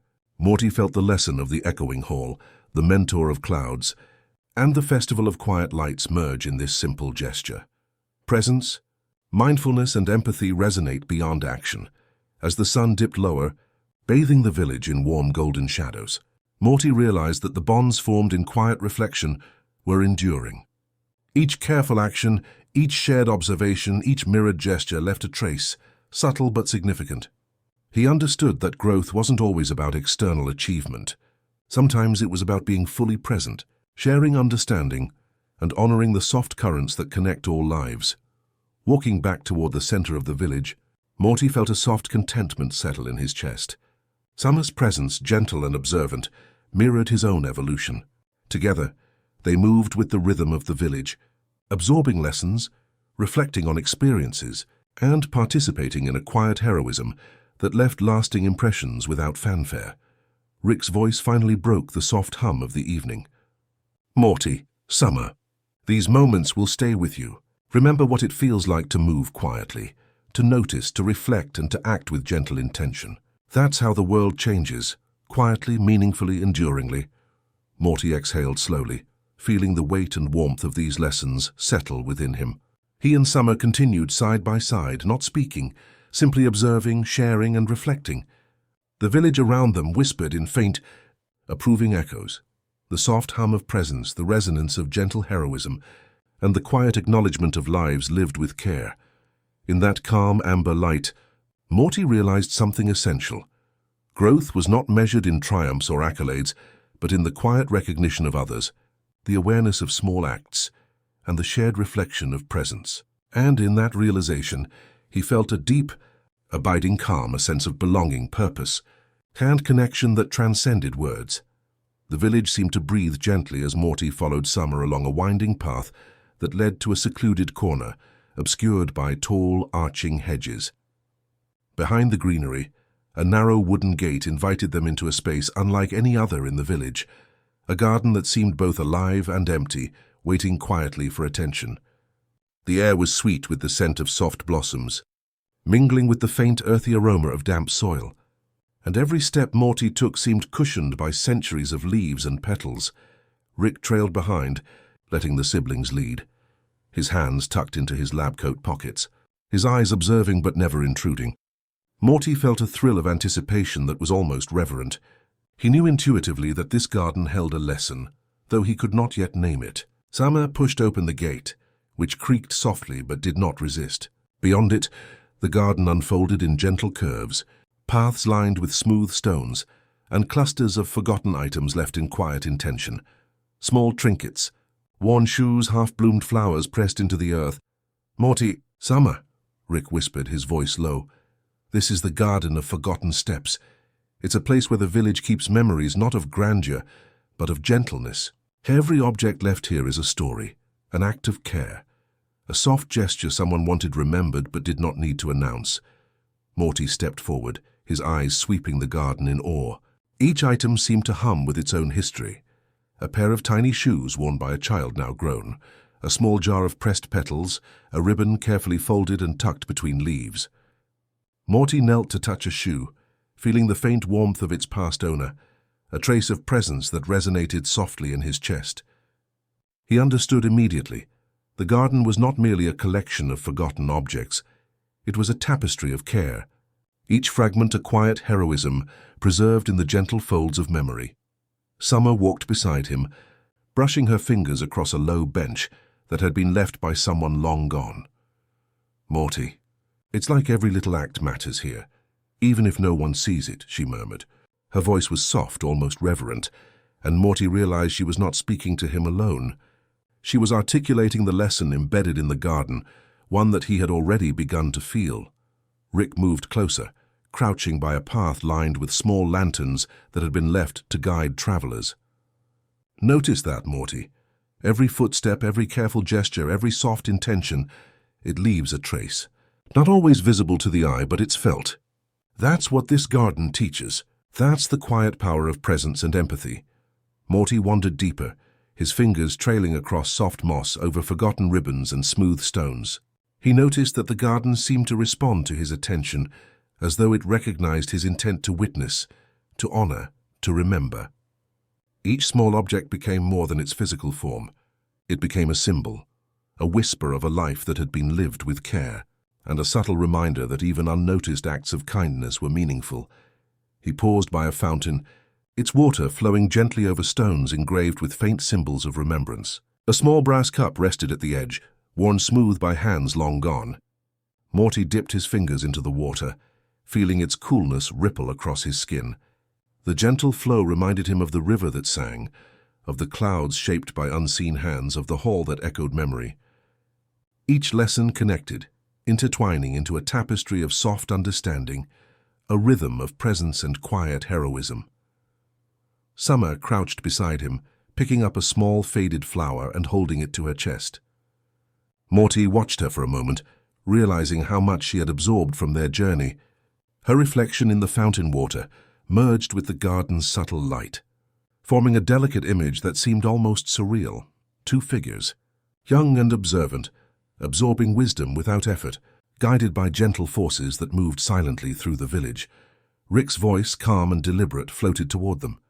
"Morty, Summer, you see how small acts, when noticed and preserved, create a continuum. It's not about fame or recognition. It's about presence, care, and intentionality. The Garden of Forgotten Steps reminds us that even the smallest kindness can ripple outward in ways we may never fully see." Morty reached out to touch a small ribbon that had been pressed between stones. The sensation was not just tactile. It carried with it the intention of the person who had left it, a gentle resonance that Morty felt deep in his chest. He realized that every object in the garden held a fragment of someone's awareness, preserved not for themselves, but for the world and for those who might one day notice. Summer stood and gestured toward a path leading to a secluded grove within the garden. "Morty, I think it's like this whole village teaches us to see what usually goes unnoticed. Even soft things matter." Her words echoed the soft wisdom that the garden radiated. Morty nodded, feeling the lessons settle firmly within him. They walked together through the grove, their footsteps light, careful, almost reverent. Each step seemed to awaken the garden slightly, revealing new objects, new gestures of past inhabitants, each more subtle than the last. Morty felt a quiet connection to the countless lives that had contributed to this place, each imprint a testament to the power of gentleness and attention. Rick observed quietly, his usually sharp demeanor softened by the serenity of the space. "You're learning something important here, Morty. Strength is not always loud or visible. Sometimes it's the quiet acts, the subtle care, the unnoticed kindness that shapes the world most profoundly. Remember this feeling. Let it guide you." Morty felt a warm sense of understanding rise within him. He realized that his own actions, however small, were threads that could be woven into the fabric of the village's memory. Each gentle gesture, each moment of mindfulness, each quiet reflection would leave its own mark, just as the ribbons, shoes, and lanterns in the garden did. Summer reached for Morty's hand briefly, a silent acknowledgement of the shared understanding between them. Morty's chest swelled with the recognition that growth could be mirrored, shared, and amplified by quiet companionship. They were learning, together yet independently, discovering the profound significance of presence and empathy without fanfare or external validation. They paused by the garden gate as the sun began to lower, casting long, gentle shadows across the soft paths. Morty took a final glance at the garden, its tranquil beauty, and the objects it held. The lessons of the echoing hall, the mentor of clouds, and the village itself converged here. The enduring value of noticing, the quiet heroism of small acts, and the subtle, invisible ways that care can ripple outward. Rick finally spoke, his tone calm and resonant. "Morty, Summer, this garden will stay with you even when you leave the village. Carry its lessons in your heart. Every quiet act matters. Every intention leaves a trace. Every step, however, small, can echo into the world in ways you may never fully know." Morty exhaled slowly, feeling the soft power of understanding settle within him. The Garden of Forgotten Steps had shown him that life's subtle currents, the unnoticed gestures, the ephemeral kindnesses, the quiet attentions, were not insignificant. They were vital, enduring, and quietly heroic. As they stepped back onto the village paths, Morty realized that every small act of care, every moment of presence, and every gentle observation was part of the intricate web of life. The garden had revealed that significance was not measured in spectacle, but in mindfulness, empathy, and intention. He felt grounded, aware, and quietly powerful in ways he had not known before. Together, Morty, Summer, and Rick moved through the fading light of the village, carrying the lessons of the garden with them. Each step was deliberate, each breath mindful, each glance attentive. The Garden of Forgotten Steps would remain with them, not as a place to visit again, but as a living memory, a quiet guide, and a reminder that even the softest, most overlooked actions have lasting resonance. The evening settled over the village. like a soft blanket, the light dimming to gentle hues of twilight. Morty and Summer wandered through quiet lanes, the distant flicker of lanterns casting tender shadows on cobblestones. Rick followed at a leisurely pace, scribbling notes in his notebook, his hum faintly blending with the whisper of the night. The air was calm, carrying with it the subtle scent of flowers and earth, inviting stillness and introspection. As they passed a small clearing, Morty noticed a child sitting alone on a low stone wall. The child's eyes were tilted toward the sky, gazing intently at the first stars beginning to pierce the deepening night. Morty paused, drawn to the serene focus of the small figure. The quiet wonder etched across their face. He felt the same soft curiosity that had guided him through the village, the same quiet attention that had allowed him to notice the whispers, the echoes, and the subtle traces of memory. The child spoke softly, almost as if the words were meant only for themselves. "Why do the stars fade?" The question was gentle, yet weighted with a curiosity that Morty recognized in himself. There was no urgency, no demand for an answer, just a pure, innocent desire to understand the ephemeral light above them. Morty knelt beside the child, settling into the cool grass, careful not to disturb the fragile stillness of the moment. "Sometimes, even stars need rest," he said gently. His voice was soft, almost a whisper, carrying with it the quiet. Lessons of the village, the echoing hall, and the garden of forgotten steps. He realized that some answers were not about facts, but about comfort, presence, and shared understanding. The child tilted their head, listening intently. "Rest, like sleep?" they asked, eyes wide but calm. Morty nodded, feeling the simplicity of the truth resonate within him. "Yes, they shine for a while and then they rest. Just like we do. Just like everything in this village, everything in the world. It has its time to shine and its time to rest. And that's okay." Summer joined them, crouching nearby, her presence warm and comforting. "Morty's right," she said softly. "Even light needs rest. That doesn't make it less beautiful or less important. It just gives space for new things to shine." The child smiled faintly, absorbing their words with quiet awe.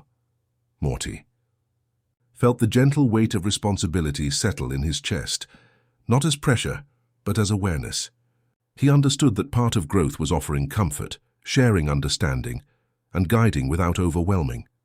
It was the subtle, nurturing power of presence, and he had learned it through the village, through Rick's quiet lessons, and through the mirrored growth with Summer.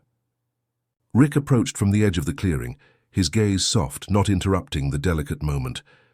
"Morty, Summer, notice how teaching, helping, and comforting doesn't always need action or words. Sometimes it's just being present, offering a space where someone can feel seen, heard, and understood. That's strength, that's care, that's quiet heroism." Morty glanced at Rick, then at the child, feeling the resonance of the lesson deepen. He realized that the child's question was more than curiosity. It was a reflection of the universal desire to be understood, to find solace in the unknown, and to receive gentle guidance without judgment. Every small act of empathy, every shared reflection, every soft answer left a ripple in the world, as subtle yet enduring as the stars themselves. The child's gaze returned to the sky, their small hands resting lightly on their knees. "Do they come back?" they asked, voice barely audible. Morty smiled, a warm, quiet smile that mirrored the calm of the night. "Yes, every star comes back, and every time it shines, it's a little brighter because it rested. Just like you, just like me, just like everything we care for." Summer reached out to tuck a stray strand of hair behind the child's ear, a gentle, tender motion. "You don't have to understand everything right now, the stars, the village, the world. They'll all teach you in time. And we'll be here, noticing, caring, guiding, quietly." Morty felt a profound sense of connection in that moment. He was no longer just observing the village and learning from it. He was participating in its continuity, shaping the experiences of others with care and mindfulness. Every gesture, every word, every quiet reflection contributed to the village's subtle web of empathy, memory, and enduring warmth. The child leaned back slightly, eyes closed for a brief moment, absorbing the calm of the night. Morty and Summer watched silently understanding that silence itself could be comforting, that presence without words could hold more meaning than any explanation. The gentle rustle of leaves and the soft flicker of lanterns seemed to harmonize with the child's breathing, forming a lullaby composed of shadows, light, and quiet intention. Rick spoke again, his voice blending with the gentle night air. "Morty, remember that small questions, small gestures, and small moments matter. The child is learning, yes, but so are you. Every time you comfort, every time you notice, every time you answer softly, you leave an echo that carries further than you realize." Morty nodded, feeling the lesson resonate deeply. He traced a finger lightly along the edge of the stone wall where the child had been sitting, feeling the faint coolness, the texture worn by years of quiet presence. He understood that even in the smallest moments, life held significance, and every interaction, however subtle, contributed to the vast interwoven tapestry of care and empathy that defined the village. The child opened their eyes slowly, gazing once more at the night sky. "Thank you," they whispered, their voice barely audible, yet carrying a gentle weight of understanding. Morty felt the warmth of their gratitude settle softly in his chest, a quiet affirmation that his presence, his care, and his words had made a difference, however small. Summer offered the child a soft smile, her own eyes reflecting the calm wisdom of shared experience. "Sleep well tonight," she said quietly. "The stars will be back, just like every morning, and we'll be here to watch them with you." Morty joined her in the smile, feeling the quiet connection deepen. He had learned over the course of their journeys that empathy, care, and mindfulness were not measured in grand gestures or dramatic moments. They were found in soft words, in patient listening, in shared reflection, and in the quiet reassurance that someone was present. The child settled onto the low stone wall, leaning back against the cool surface, eyes drifting closed. Morty and Summer remained nearby, their presence calm and steady. The village, now bathed in the gentle glow of twilight and the emerging starlight, seemed to exhale in relief and serenity. The evening sky stretched wide above the village, a tapestry of deep navy and soft violet punctuated with twinkling stars. Morty wandered along a quiet path, the hum of the village settling into a comforting rhythm around him. Summer had returned to her small home for the night, leaving Morty alone with Rick for this part of the journey. Yet the night did not feel empty. The subtle whispers of the village, the lingering warmth of the garden, and the distant laughter of children carried a sense of presence that was calm and reassuring. As they reached a small open field near the edge of the village, Morty noticed a child sitting alone on the grass, gazing upward at the stars with wide, contemplative eyes. The child's posture was still yet attentive, as though every flicker of light held a secret meant to be understood. Morty felt an immediate pull toward the child, not urgency, not alarm, but a quiet curiosity. The way the child looked at the sky reminded him of the echoing hall, of the garden of forgotten steps, of lessons preserved quietly in observation and presence. Rick paused behind him, observing without comment. "Morty," he said softly, "sometimes questions that seem simple are the most profound. This child, they're noticing what most adults overlook." Morty knelt beside the child, keeping his voice gentle, low, almost like a whisper himself. "Hey, what are you thinking about?" The child didn't immediately respond, their gaze still fixed on the sky. After a moment they murmured, "Why do stars fade? Why do they blink and disappear?" Morty considered the question carefully. It was more than a question about astronomy. It was a question about impermanence, about the nature of life and attention.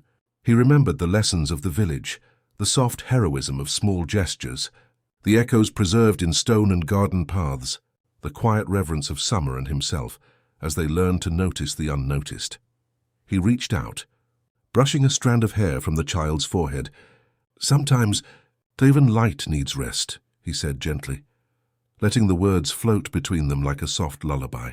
"Stars shine when they can, and when it's time for them to fade, they leave space for other light to grow. The world, it moves in cycles, and even disappearing has meaning." The child tilted their head slightly, considering his words.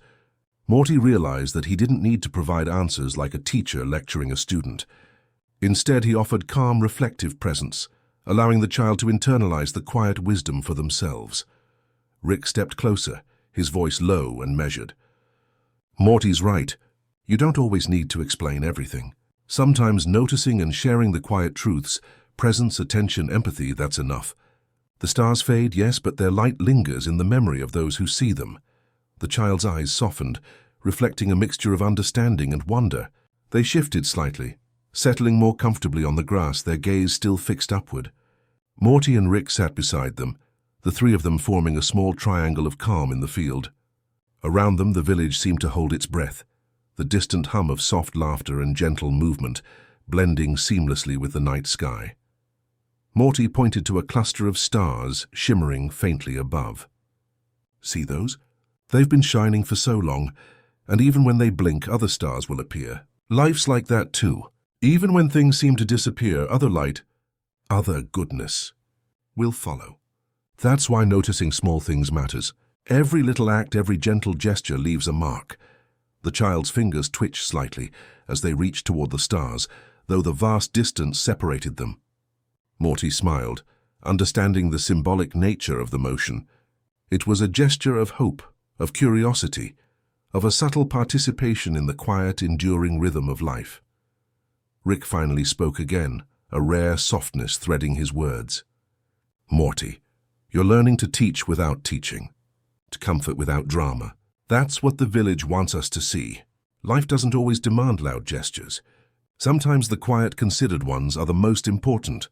The child leaned closer to Morty, their eyes reflecting the soft starlight. Do you think I could make my light last?" they whispered. Morty felt a gentle swell of empathy, remembering the garden of forgotten steps, the echoing hall, the subtle ripples of influence each person left behind. "Yes," he said softly, "your light can last. If you notice it, if you share it carefully, if you let it grow. It doesn't need to be the brightest. Just steady, kind, and present. That's enough." The child smiled faintly, eyes closing briefly as if letting the reassurance sink in. Morty felt an awareness bloom within him. He understood now, more deeply than ever, that the quiet heroism of presence and care extended beyond observation, beyond empathy, into the very act of being. To be present, to notice, to respond softly, that was a kind of magic the village nurtured, and it would ripple far beyond the night sky they gazed upon. They remained in silence for a long while, watching stars blink in and out, feeling the gentle flow of the village's life, the quiet resonance of the past and the present, blending in a soft hum of memory. Morty could hear faint whispers in the distance, echoes of the lives and gestures that had preceded them, reminders that attention and care were never truly lost. Summer's footsteps approached softly, though she did not interrupt. She knelt beside the child as well, her presence adding another layer of quiet acknowledgement, another witness to the gentle unfolding of understanding. Together, Morty, Summer, Rick, and the child shared the night's soft rhythm, a communion of quiet reflection, awareness, and emotional resonance. Morty watched as the child's hands rested lightly on their knees, their posture calm and attentive, their breathing even.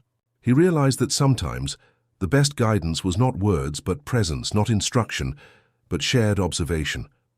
The child's curiosity was already shaping them, and he had only to mirror the quiet reassurance, to let them know that noticing, reflecting, and being present were powerful forms of care. Rick observed from the edge of the field, nodding subtly. "You're doing well, Morty. Remember, sometimes the softest answers, the gentlest presence, teaches more than any explanation could. The village is patient, the stars are patient, and so are we. There's a rhythm to understanding, and it doesn't have to be rushed." Morty felt the rhythm in his own chest, the echo of the garden, the whispers of the hall, the soft glow of the village, and he realized that growth was cumulative. Each experience, each gentle interaction, each quiet observation, layered upon the next, forming an intricate tapestry of presence and empathy. He could feel it in the child's calm posture, in the subtle connection with Summer, in the shared understanding with Rick. The child finally spoke again, their voice soft but steady. "Thank you for helping me see the stars differently." Morty smiled, feeling a profound warmth spread through him. "You're welcome," he whispered. "Remember, even when light fades, it leaves a space for other light to shine. Your attention, your care, your presence, they're part of that light." Rick exhaled softly, a rare expression of contentment on his face. "Morty, that's enough for tonight. Sometimes the world's mysteries don't need solving. They just need acknowledging, feeling, and respecting. That's how light lasts, and that's how life matters. As the stars blinked gently overhead, Morty, Summer, Rick, and the child remained quietly in the field, wrapped in a soft awareness of the village, its lessons, and the enduring nature of gentle presence. Morty understood fully that life's significance was often found in small, quiet gestures, in noticing, and in reflecting, the soft heroism of empathy, patience, and awareness. The child finally leaned back onto the grass, eyes closing as the night deepened, and Morty felt the same calm settle over himself. He realized that the village, with its echoes, gardens, rivers, and soft lights, had taught them all an enduring truth. The quiet, mindful presence of one being could ripple outward, leaving lasting impressions in ways the world might never fully acknowledge, but always felt. Rick's voice, barely audible, drifted over the grass. "Morty, remember this calm. Keep noticing. Keep caring. The stars fade, but the light remains." Morty exhaled slowly, letting the warmth and quiet settle within him. The child's soft breathing mixed with the subtle hum of the village, the gentle pulse of the night, and the whisper of stars overhead.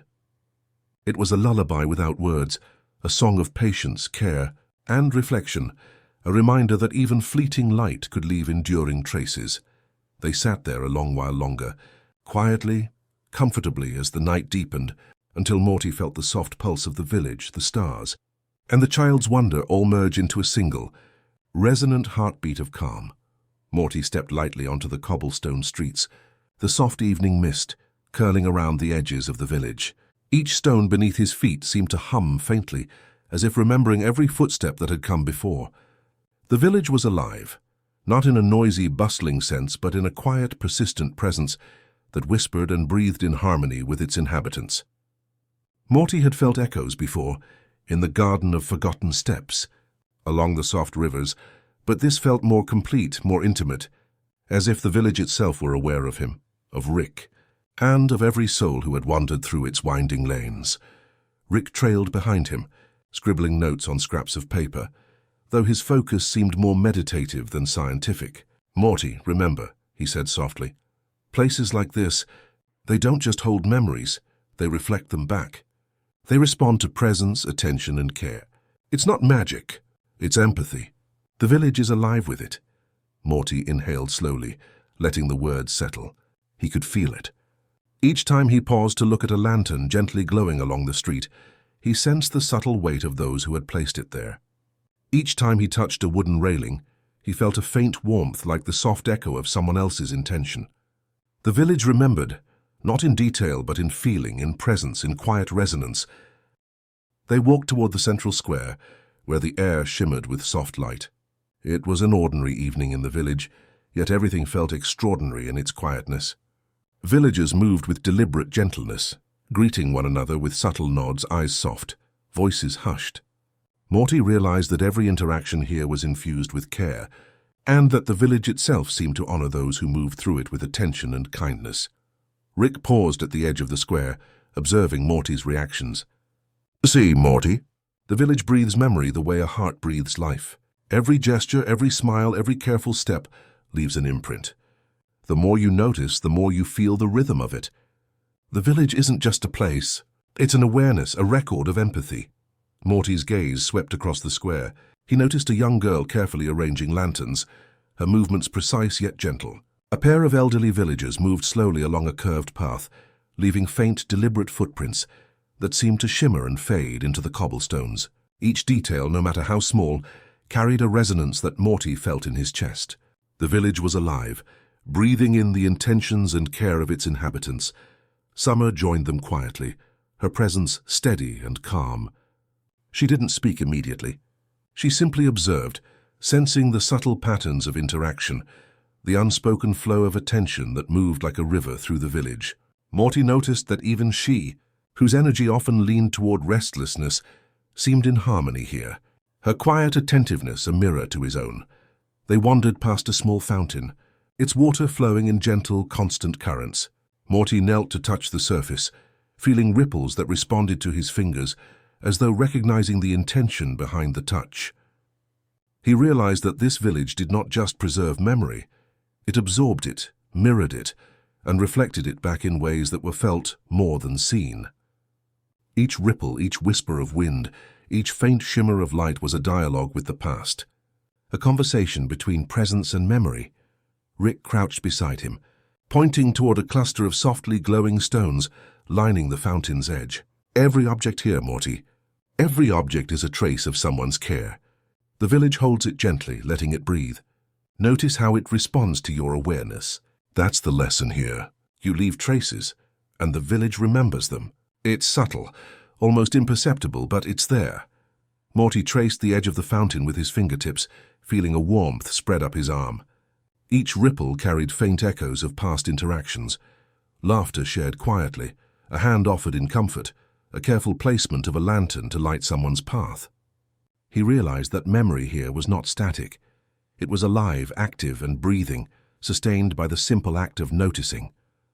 Summer reached out, touching the same stone Morty had traced moments before. The gentle pressure created another small ripple in the fountain, and Morty could feel the resonance of both of them together, intertwined in the village's living memory.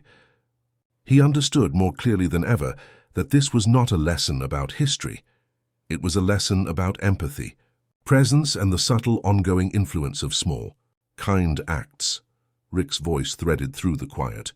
"Morty, Summer, the village is patient. It will hold these memories, these echoes, indefinitely. But it only breathes fully when someone is attentive, when someone notices, when someone participates in the quiet ritual of care. You are part of that now. Your presence matters." Morty looked around, seeing patterns he hadn't before. A string of lanterns twinkled faintly in response to his gaze. Leaves shivered in soft acknowledgement. Even the air seemed to carry a gentle vibration of recognition, a resonance that wasn't tangible, but deeply perceptible. He understood that the village's breathing was both literal and metaphorical, a constant cycle of giving and receiving presence. They moved along the streets, noticing small overlooked details. A door left slightly ajar, revealing a cozy interior, a stone path lined with flowers pressed into gentle arcs. The subtle gestures of villagers offering quiet acknowledgement to one another. Morty felt a deep sense of connection, not only to the village but to the network of lives, gestures, and intentions that had come before him and would continue long after. Summer's hand brushed against his arm briefly, an unspoken affirmation. Morty returned the gesture, realizing that shared attention amplified the village's subtle rhythm. Together they were participants, contributors, and witnesses to the living memory around them. Each careful observation, each mindful step, each gentle interaction became part of the village's ongoing pulse. Rick finally spoke, voice low and reverent. "Morty, remember this feeling. The village doesn't need grand displays or loud declarations. Its life is subtle, reflective, patient. Your awareness, your mindfulness, your presence, they feed it. And in turn, it nourishes you. That's the secret of places like this, and maybe the secret of life itself." Morty paused at the edge of the square, taking a deep breath, letting the soft energy of the village fill him. He could feel how his own attention created ripples in the living memory around him. Every careful glance, every quiet step, every small gesture was a thread woven into the fabric of this extraordinary, subtle world. The village seemed to hum softly around him, not with noise but with acknowledgement. Lanterns shimmered faintly. The fountain rippled in gentle responsive patterns, and distant footsteps moved without sound but with presence. Morty understood fully. He was part of the breathing cycle now, a participant in the village's quiet, enduring dialogue of empathy and care. Rick's gaze softened. "Morty, this is why we've come, not for adventure or spectacle, but to notice, to reflect, to leave our presence gently. The village breathes memory because we pay attention, because we act with care. That's the quiet, lasting power of life." Morty exhaled slowly, feeling the subtle hum of connection pulse through his chest. He glanced at Summer, who nodded, eyes bright yet calm. Together, they walked along the paths, observing and absorbing, aware that every quiet act left a ripple. Every step mattered. Every moment of mindfulness added to the village's living memory. As night deepened, the village exhaled with them, a soft ambient hum that wrapped around Morty like a blanket. He felt the rhythm of countless lives, gestures, and acts of care intertwining with his own presence.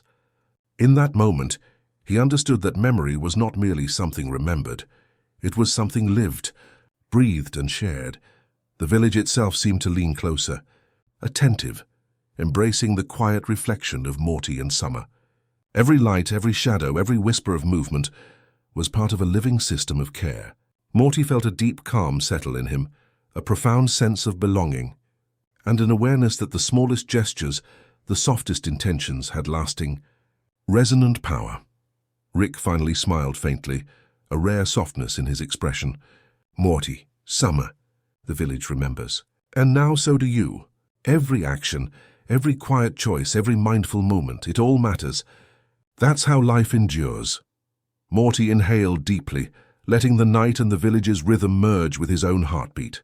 He realized that to notice, to act with care, and to reflect gently was to participate in a living memory far greater than himself. And in that understanding, he felt a profound, abiding peace. The night wrapped the village in a blanket of deep navy, dotted with pale stars whose gentle flickers mirrored the soft hum of life below. Morty and Rick found themselves in the quiet of their small lodging, the warmth of the room soft against the cool air that seeped through the slightly open window. Summer had already gone to her own space, leaving the two of them alone in the hush of evening, the village breathing quietly around them. Morty lay on the bed, blankets loosely draped over him, feeling the lingering resonance of the garden of forgotten steps, the river that sings, and the village itself. Rick reclined in the chair beside him, quietly scribbling in his notebook, though his movements were subdued, almost contemplative rather than hurried. Morty noticed a softness in the air, a stillness that invited attention not to the details of the room, but to the presence and rhythm of thought and memory. As their eyes grew heavy, the boundary between wakefulness and dreams began to blur. Morty felt a subtle tug, like the pull of a tide he had not consciously noticed, and he slipped effortlessly into a dreamscape shaped by the village, its soft streets, and the small acts of quiet care he had observed throughout the day. In this dream, Morty and Rick stood together on a gently rolling plain, a place that was neither fully here nor fully elsewhere. Horizons stretched endlessly, folding and blending into one another with the muted colors of twilight. Soft lights appeared in the distance, lanterns, stars, and whispers of movement that seemed to recall the village and all it held. Morty realized immediately that this place was a reflection not just of the village, but of every act of attention and care they had witnessed. Rick leaned on a low hill, his notebook closed for once, and said in a rare, quiet voice, "Morty, dreams can sometimes show us what's too subtle to notice when awake. They're more than visions. They're patterns, reflections, and sometimes they hold pieces of memory that have yet to fully surface. What you see here, it's the village, its spirit, and our own echoes intertwined." Morty's eyes swept over the endless horizon. Figures moved softly across the plains, villagers walking with careful attention, children laughing in whispers, lanterns gliding along invisible currents. Every gesture radiated gentle energy, a quiet heroism that did not need acknowledgement, yet carried weight far beyond the immediate moment. He felt the soft resonance of the river that sings, the garden of forgotten steps, and the village that breathes memory, all converging in this shared dream. He turned to Rick, eyes wide but calm, and asked, "Is this what happens when we notice everything? When we really pay attention?"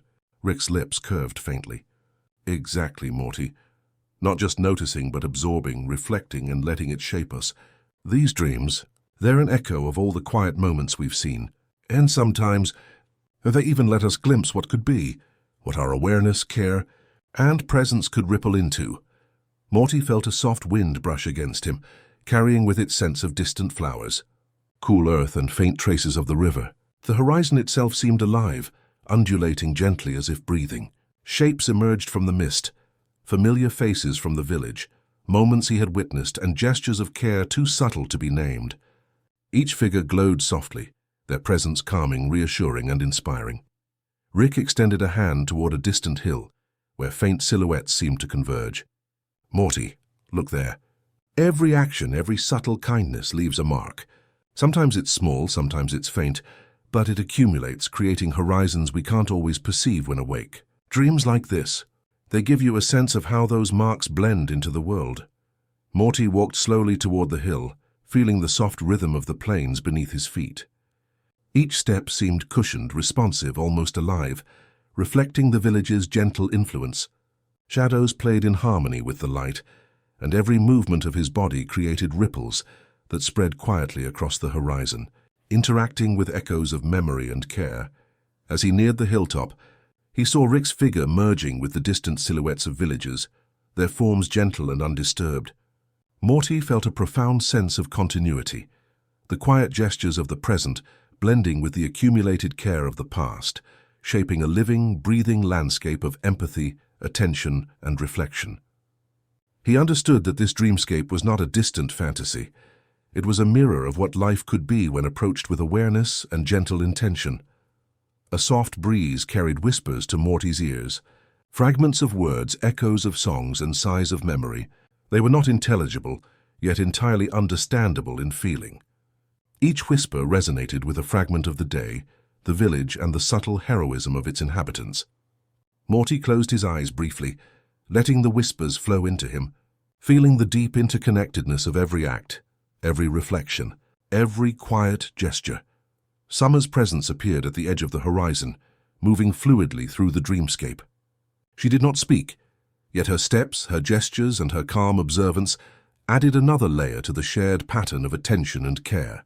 Morty felt a connection not only to her, but to the village, to Rick, and to the countless lives whose actions and presence had contributed to the soft rhythm of this world. Rick spoke again, voice calm and reverent. "Morty, sometimes dreams show us what awake life only hints at. Here we see the accumulation of subtle acts of quiet attention, of mindfulness. The horizon stretches endlessly because care, empathy, and reflection never truly end. They ripple outward, affecting everything in their path." Morty took a deep breath, noticing the faint shimmer of light weaving through the dreamscape. Each glimmer was a memory, a gesture, a moment of quiet heroism. The vast horizon felt comforting rather than overwhelming, as if the scale itself was part of the gentle lesson. No act, no matter how small, is ever wasted. The dream had created a safe space where reflection, observation, and awareness coexisted in harmony. He paused, absorbing the scene. He understood now that dreams were more than just sleep. They were living reminders, soft visualizations of all that he had learned. Presence, empathy, observation, quiet heroism, and the resonance of mindful acts. Each ripple in the plains, each soft flicker of light, each whisper in the breeze was a subtle call to continue noticing, caring, and reflecting. Rick leaned slightly closer. "Morty, let this stay with you. Dreams fade when we wake, but the feeling, the understanding remains. That's what the village, the garden, the river, and the stars have been teaching. Presence is cumulative, and the quiet gestures of life echo endlessly." Morty nodded, eyes half closed, letting the dream's calm settle into him. He felt a deep sense of belonging, part of the village, part of the continuum of empathy, part of the soft, enduring rhythm that linked all acts of care across time and space. The horizon stretched before him endlessly, but it was not empty. It was alive with potential. Memory and quiet strength. The dream softened further, the edges of the plains blurring into gentle twilight, the figures merging with the stars above. Morty felt weightless, part of everything and nothing at once, and a profound calm washed over him. He realized that the horizon was not a destination, but a shared space, a place where memory, care, and presence intertwined, creating continuity and connection beyond the visible world. Rick's final words echoed softly in the dreamscape. "Morty, remember, the world breathes memory, care, and attention. Every gentle act, every mindful moment, every quiet reflection ripples outward. This horizon you see, it's a reflection of all that, altogether. You are part of it, always." Morty exhaled slowly, letting the resonance settle in him, a rhythm as gentle and enduring as the village itself. He felt the dream fold softly around him, carrying the lessons of the day into the quiet depths of sleep, leaving him with a sense of belonging, reflection, and serene wonder. The dream of shared horizons whispered its lullaby, a gentle, ongoing hum of memory, care, and quiet heroism. Morty understood fully. Each small act mattered. Each intention left a trace, and each observation, even when unnoticed by the world, had the power to ripple endlessly, quietly, beautifully. Morning arrived in the village with the slow grace of a sigh. The first light seeped through the thin veil of mist, softening the edges of the cobblestone streets and bathing the village in a gentle golden haze. Morty stepped out of their small lodging, feeling the lingering calm of the previous night's dream settle in his chest. He noticed immediately a subtle change in the village itself. The air carried a deeper softness, as though every act of empathy, every quiet gesture, and every mindful observation from the past days had left a lasting imprint that now blossomed into visible calm. Rick followed closely behind, notebook tucked under his arm, his usually sharp, analytical gaze softened by observation rather than calculation. "Morty," he said quietly, "you see it, right?" The village responds, not dramatically, not loudly, but with this subtle, almost imperceptible shift. It's softer now. It's awake to the echoes we've left behind. Morty nodded slowly, his eyes sweeping over the gently swaying leaves. The faint glimmer of lanterns still lit, despite the rising sun, and the villagers moving with deliberate gentleness. He realized that the softness wasn't just in the village. It had returned within him as well. Every step, every breath, and every glance felt more measured, more attentive, more aware of the invisible threads connecting all living things around him. They walked through the main square, noticing subtle signs of change. Flowers along the paths had been realigned, leaning ever so slightly toward the sun, as if acknowledging the gentle presence of the travelers. A baker carried bread with slow, careful steps, aware that each loaf nourished more than hunger. It nourished trust and connection. Children ran lightly along the edges of the streets, their laughter low and harmonious, blending into the village's hum instead of shattering it. Morty felt each nuance like a soft chord in a lullaby. Summer joined them once more, her footsteps quiet and deliberate. She offered a small knowing smile to Morty, acknowledging the shared understanding between them. "The village feels different today," she murmured, voice low and calm. "It's like everything we've done, even the smallest gestures, has settled into it. Made it more alive in a soft way." Morty looked at her, feeling a warmth bloom in his chest. "It's like the village remembers us. Or maybe it remembers the way we noticed it, the way we moved through it quietly, carefully." Rick nodded, leaning on a nearby post. "Exactly. The softness isn't just a quality of the village. It's a reflection of what we bring into it. Presence, awareness, empathy, even the smallest acts accumulate, and then it returns amplified in ways you can feel, even if you can't always explain." As they wandered along the gently winding streets, Morty noticed villagers pausing to observe subtle interactions, the way one elder offered a hand to steady another, the quiet attention given to an injured bird, the soft acknowledgement of a lantern placed perfectly along a path. Every movement, every gesture seemed imbued with a renewed patience, a quiet heroism that required no applause or notice. The village had become a living reflection of attentive care, of empathy returned in kind. Morty paused at the edge of a small fountain, its water reflecting the soft glow of the rising sun. He traced the ripples lightly with his fingers, feeling the gentle vibration of memory in each movement. Rick crouched beside him, observing, as if he too were taking stock of the village's transformation. "Morty," Rick said softly, "it's not just the village. Look at yourself, Summer, even me. We've returned some softness into ourselves, through noticing, through presence, through patience. That's the secret. It never leaves us." Morty inhaled deeply, feeling the slow expansion of calm within his chest. The village's rhythm intertwined seamlessly with his own, every heartbeat and breath a subtle echo of the care embedded in the streets, the gardens, and the rivers. He realized that soft heroism, quiet observation, and small acts of attentiveness were not just tools for influencing the village. They were lessons for living, permanent and pervasive, waiting to ripple outward beyond the village's borders. Summer led him to the Garden of Forgotten Steps, where the small tokens of past kindness glimmered faintly in the soft light. Each shoe, each small object left behind, seemed to shimmer with renewed significance, as if the gentle presence of Morty, Rick, and herself had awakened dormant echoes. Morty knelt, placing a hand gently on a small stone shaped like a flower, feeling the warmth of remembered care. The garden seemed to lean into his touch, breathing softly, reflecting the layers of memory back to him. Rick observed from a distance, voice low, almost reverent. Morty, notice how the softness returns not as an event, but as an ongoing hum. It's continuous, sustained by awareness, by care, by the quiet acts we often forget. That's the rhythm the village lives by. And now, it lives in us too. Morty looked toward the horizon, where the village's soft light mingled with the rising sun, and he felt an enduring calm that he could carry within himself. It was a gentle knowledge that every small attentive action, every mindful observation, every soft gesture mattered.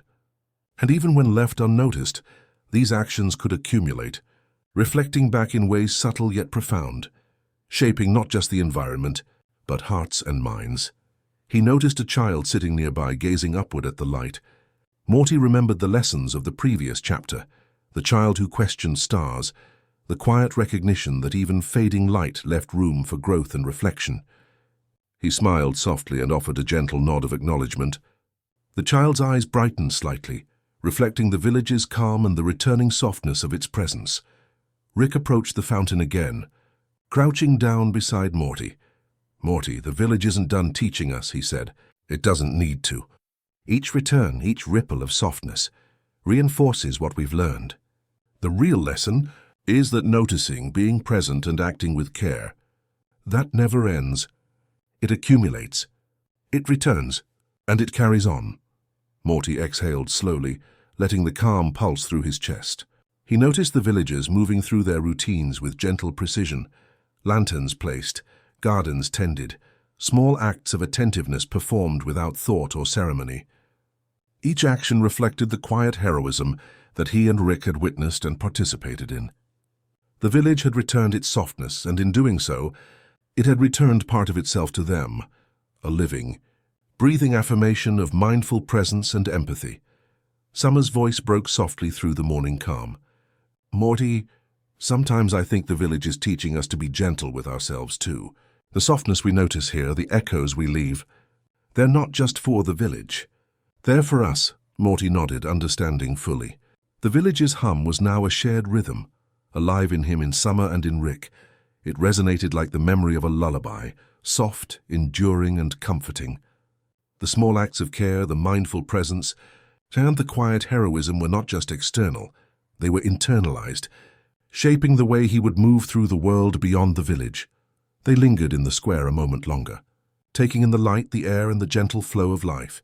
The village, in its breathing and responsive calm, reflected their own growth, their awareness, and their attention. Morty felt an unspoken gratitude, a calm acknowledgement that even small presence could create vast, lasting impact. Rick finally closed his notebook with a soft snap. "Morty, Summer, the village has returned its softness to us. Remember this feeling. It's quiet, subtle, and yet it's powerful. That's the lesson here. Presence matters, care matters, awareness matters, and it doesn't have to be loud to endure." Morty exhaled again, letting the gentle rhythm of the village settle fully within him. The return of softness was not an event. It was a state of being, a quiet, ongoing process that could be carried wherever they went. He felt it in his bones, in his chest, and in the space between heartbeats. A soft, enduring assurance that small, careful acts left ripples far beyond what was immediately visible. The morning light deepened, casting a warm glow over the village and its streets. Morty, Summer, and Rick walked slowly together, each step mindful, each glance attentive, each breath a continuation of the village's soft rhythm.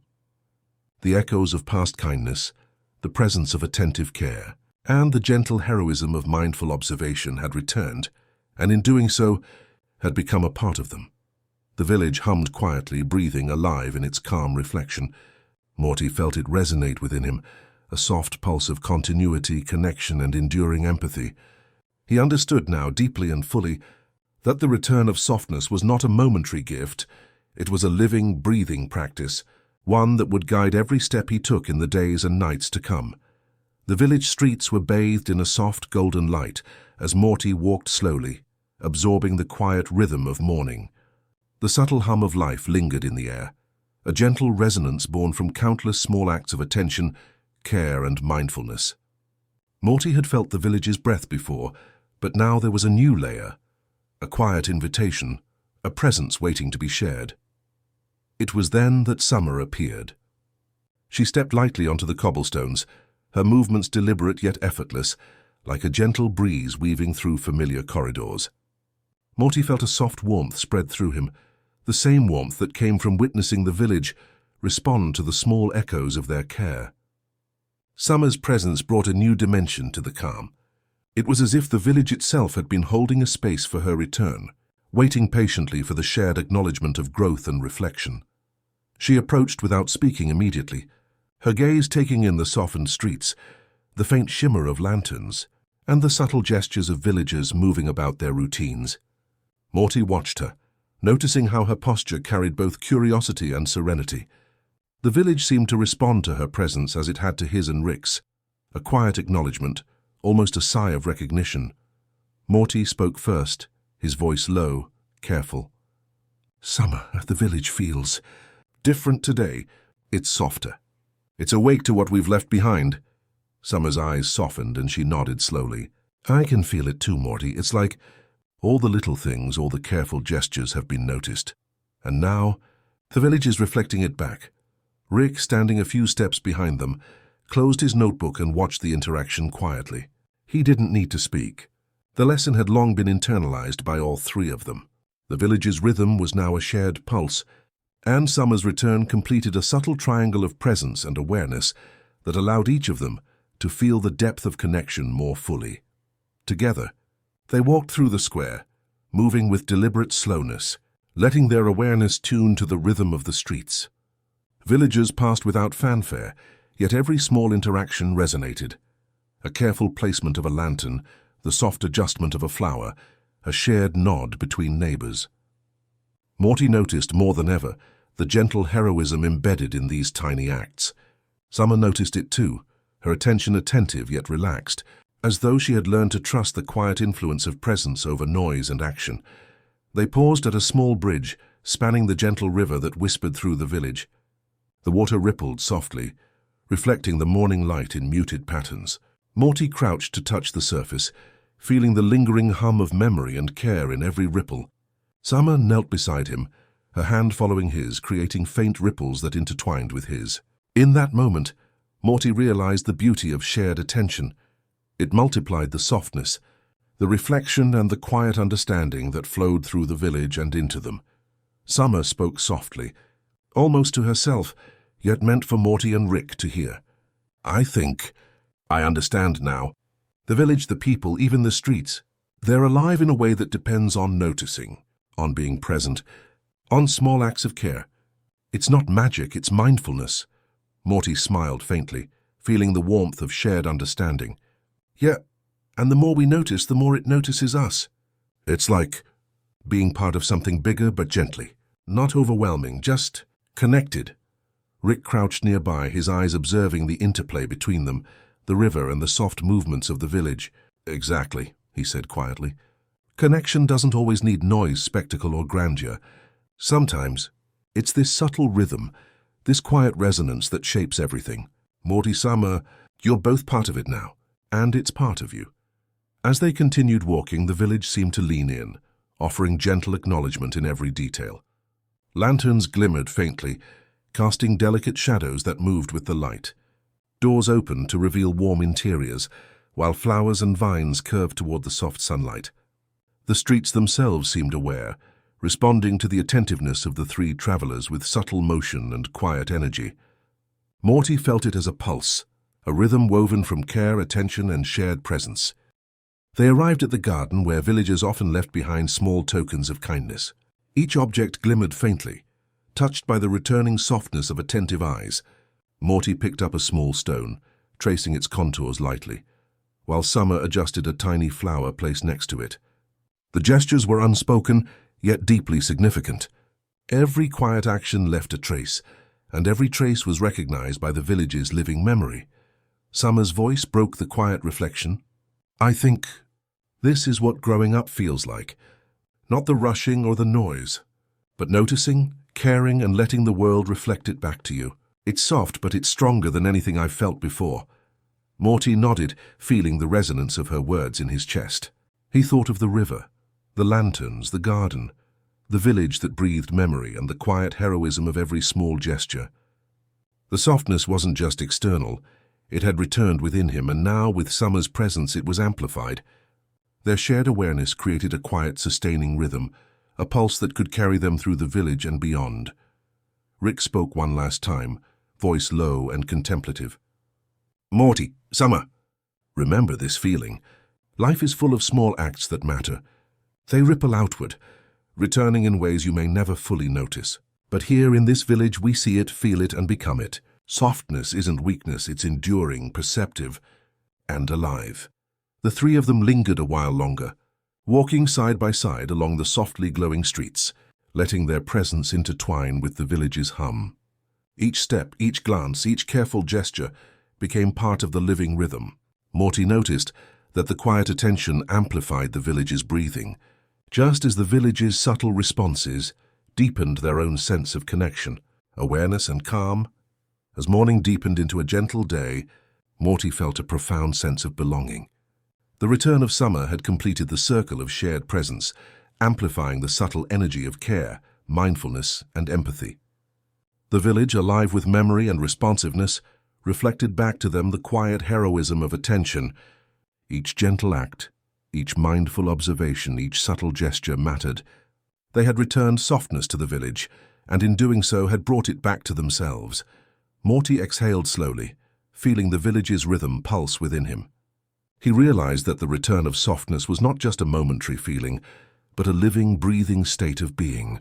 It was something to carry beyond the village, into every interaction, every observation, and every small, quiet act. And with summer here, he felt the depth of shared understanding, the resonance of connection, and the enduring beauty of mindful attention. The village seemed to hum softly around them, wrapping them in warmth, acknowledgement, and gentle reflection. Morty, Summer, and Rick walked slowly, letting each breath, each step, and each glance become a part of the soft pulse that threaded through the streets, the river, the gardens, and the hearts of everyone who had passed through this place.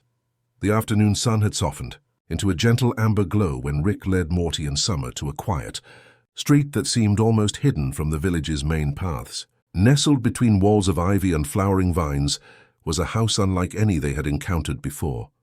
Its exterior was simple yet peculiar, windows scattered unevenly across the walls, as though placed according to some subtle, unseen logic. Morty felt an immediate, unspoken curiosity, an invitation whispered by the very structure itself. Rick paused in front of the house, his expression uncharacteristically still, and said softly, "This is the house of windows. Each one opens to a memory, a reflection, a piece of the past. You walk through them carefully, Morty. Not to escape reality, but to understand it gently, without regret." Morty's eyes widened slightly as he reached for the doorknob. The surface of the metal was cool under his palm, yet it seemed to vibrate faintly with anticipation. The door opened with a soft creak, revealing a hallway bathed in a warm, diffused light that seemed to come from nowhere and everywhere at once. The air was still, yet it carried the faint scent of old paper, sun-warmed wood, and something indescribably tender, a scent that reminded Morty of quiet mornings and long-forgotten smiles. The interior was minimalist, each window embedded in a wall of soft, textured plaster. Some windows were small, almost childlike in proportion. Others were tall and narrow, stretching upward like beams of light. Morty could see that each window framed a scene, a slice of time. Some showed fleeting moments from the village, the soft glimmer of lanterns, a child gently placing a flower in the garden, the ripple of the river catching the light. Others revealed flashes of his own past, quiet mornings with Rick, moments of gentle wonder in the forest, summer's laughter in muted echoes.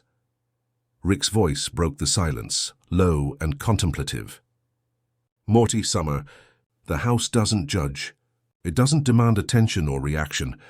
It simply reflects. It gives form to what you carry inside without forcing it. Walk slowly, observe, reflect." Morty approached the first window. The glass seemed alive, shimmering faintly with a soft inner light. When he pressed his palm against it, he felt the warmth of memory radiate outward, wrapping him in a comforting embrace. The scene inside was a childhood memory of Rick showing him the stars, a moment so ordinary, yet imbued with quiet magic. Morty smiled softly, letting the memory fold around him. Summer followed, placing a hand gently on a smaller window. The glass reflected a moment of her own, a quiet afternoon spent helping an elderly villager tend flowers. She inhaled, her expression softening, recognizing how even these small, unnoticed acts had shaped the gentle rhythm of her life. Rick moved beside them, gazing at a tall window that framed his own fleeting recollection, a moment with a mentor long gone, their laughter mingling with the wind. He didn't speak, but the quiet reverence in his posture conveyed the weight of reflection, of holding memory without clinging. Morty stepped further into the hallway, observing the interplay of light and memory. Each window held not just a visual scene, but a feeling, a lesson, a gentle resonance. He could see the village's present, echoes of past encounters, and even glimpses of possible futures, not as predictions, but as gentle suggestions, soft threads of continuity. Every window reminded him that life's moments, however small, carried weight, and that mindful presence amplified their significance. Summer leaned against a low wall, her gaze drifting over a cluster of smaller windows. She noticed a memory of herself comforting a frightened child, the soft murmur of reassurance echoing silently in the glass. She realized with quiet awe how much even subtle gestures shaped the world and lingered in unseen ways. Morty approached her, placing a hand on her shoulder, and they shared a silent acknowledgement, an understanding that the house reflected not just memory, but the threads of empathy connecting them all. Rick spoke softly again, voice barely above the quiet hum of the house. "Morty, Summer, notice how each window refracts not only what has been, but what still matters. The past isn't just history. It's living, breathing, quietly shaping how we move forward, and when we carry it gently, we honor it. When we ignore it, we leave it unfinished." Morty lingered at a tall window, one that showed a scene from earlier in the village, a small act of care he had overlooked in the moment. A villager had helped a tired child across the bridge without fanfare. Morty felt a profound warmth, recognizing the ripple of influence in the simplest actions. The memory folded into him, leaving a soft imprint that he would carry beyond the house, beyond the village, into the quiet spaces of everyday life. Summer's eyes found a window reflecting a moment with Rick, one of their first quiet explorations together. The memory was tinted with gentle laughter and soft curiosity. She smiled faintly, realizing that her presence, though small in the larger world, had always contributed to a web of influence. Subtle yet enduring, Rick moved toward the largest window at the end of the hallway. It shimmered with a light that felt almost like sunlight through water, and when he pressed his hand against the glass, he felt a memory of profound guidance, a mentor speaking quietly, offering wisdom without force. Rick's expression softened, and he allowed himself a rare moment of stillness, absorbing the depth of reflection without interruption or distraction. Morty and Summer joined him at the window. Together, they observed a moment where the village seemed to hold its collective breath, a delicate balance of attention and care that resonated softly through every street, garden, and river bend. The window reflected not just individual memory, but the interconnectedness of all their experiences, the sum of mindfulness, empathy and quiet heroism flowing outward. Returning amplified, Morty realized fully and quietly that the House of Windows was more than a place of memory. It was a mirror of presence, a space where past, present, and subtle futures intertwined.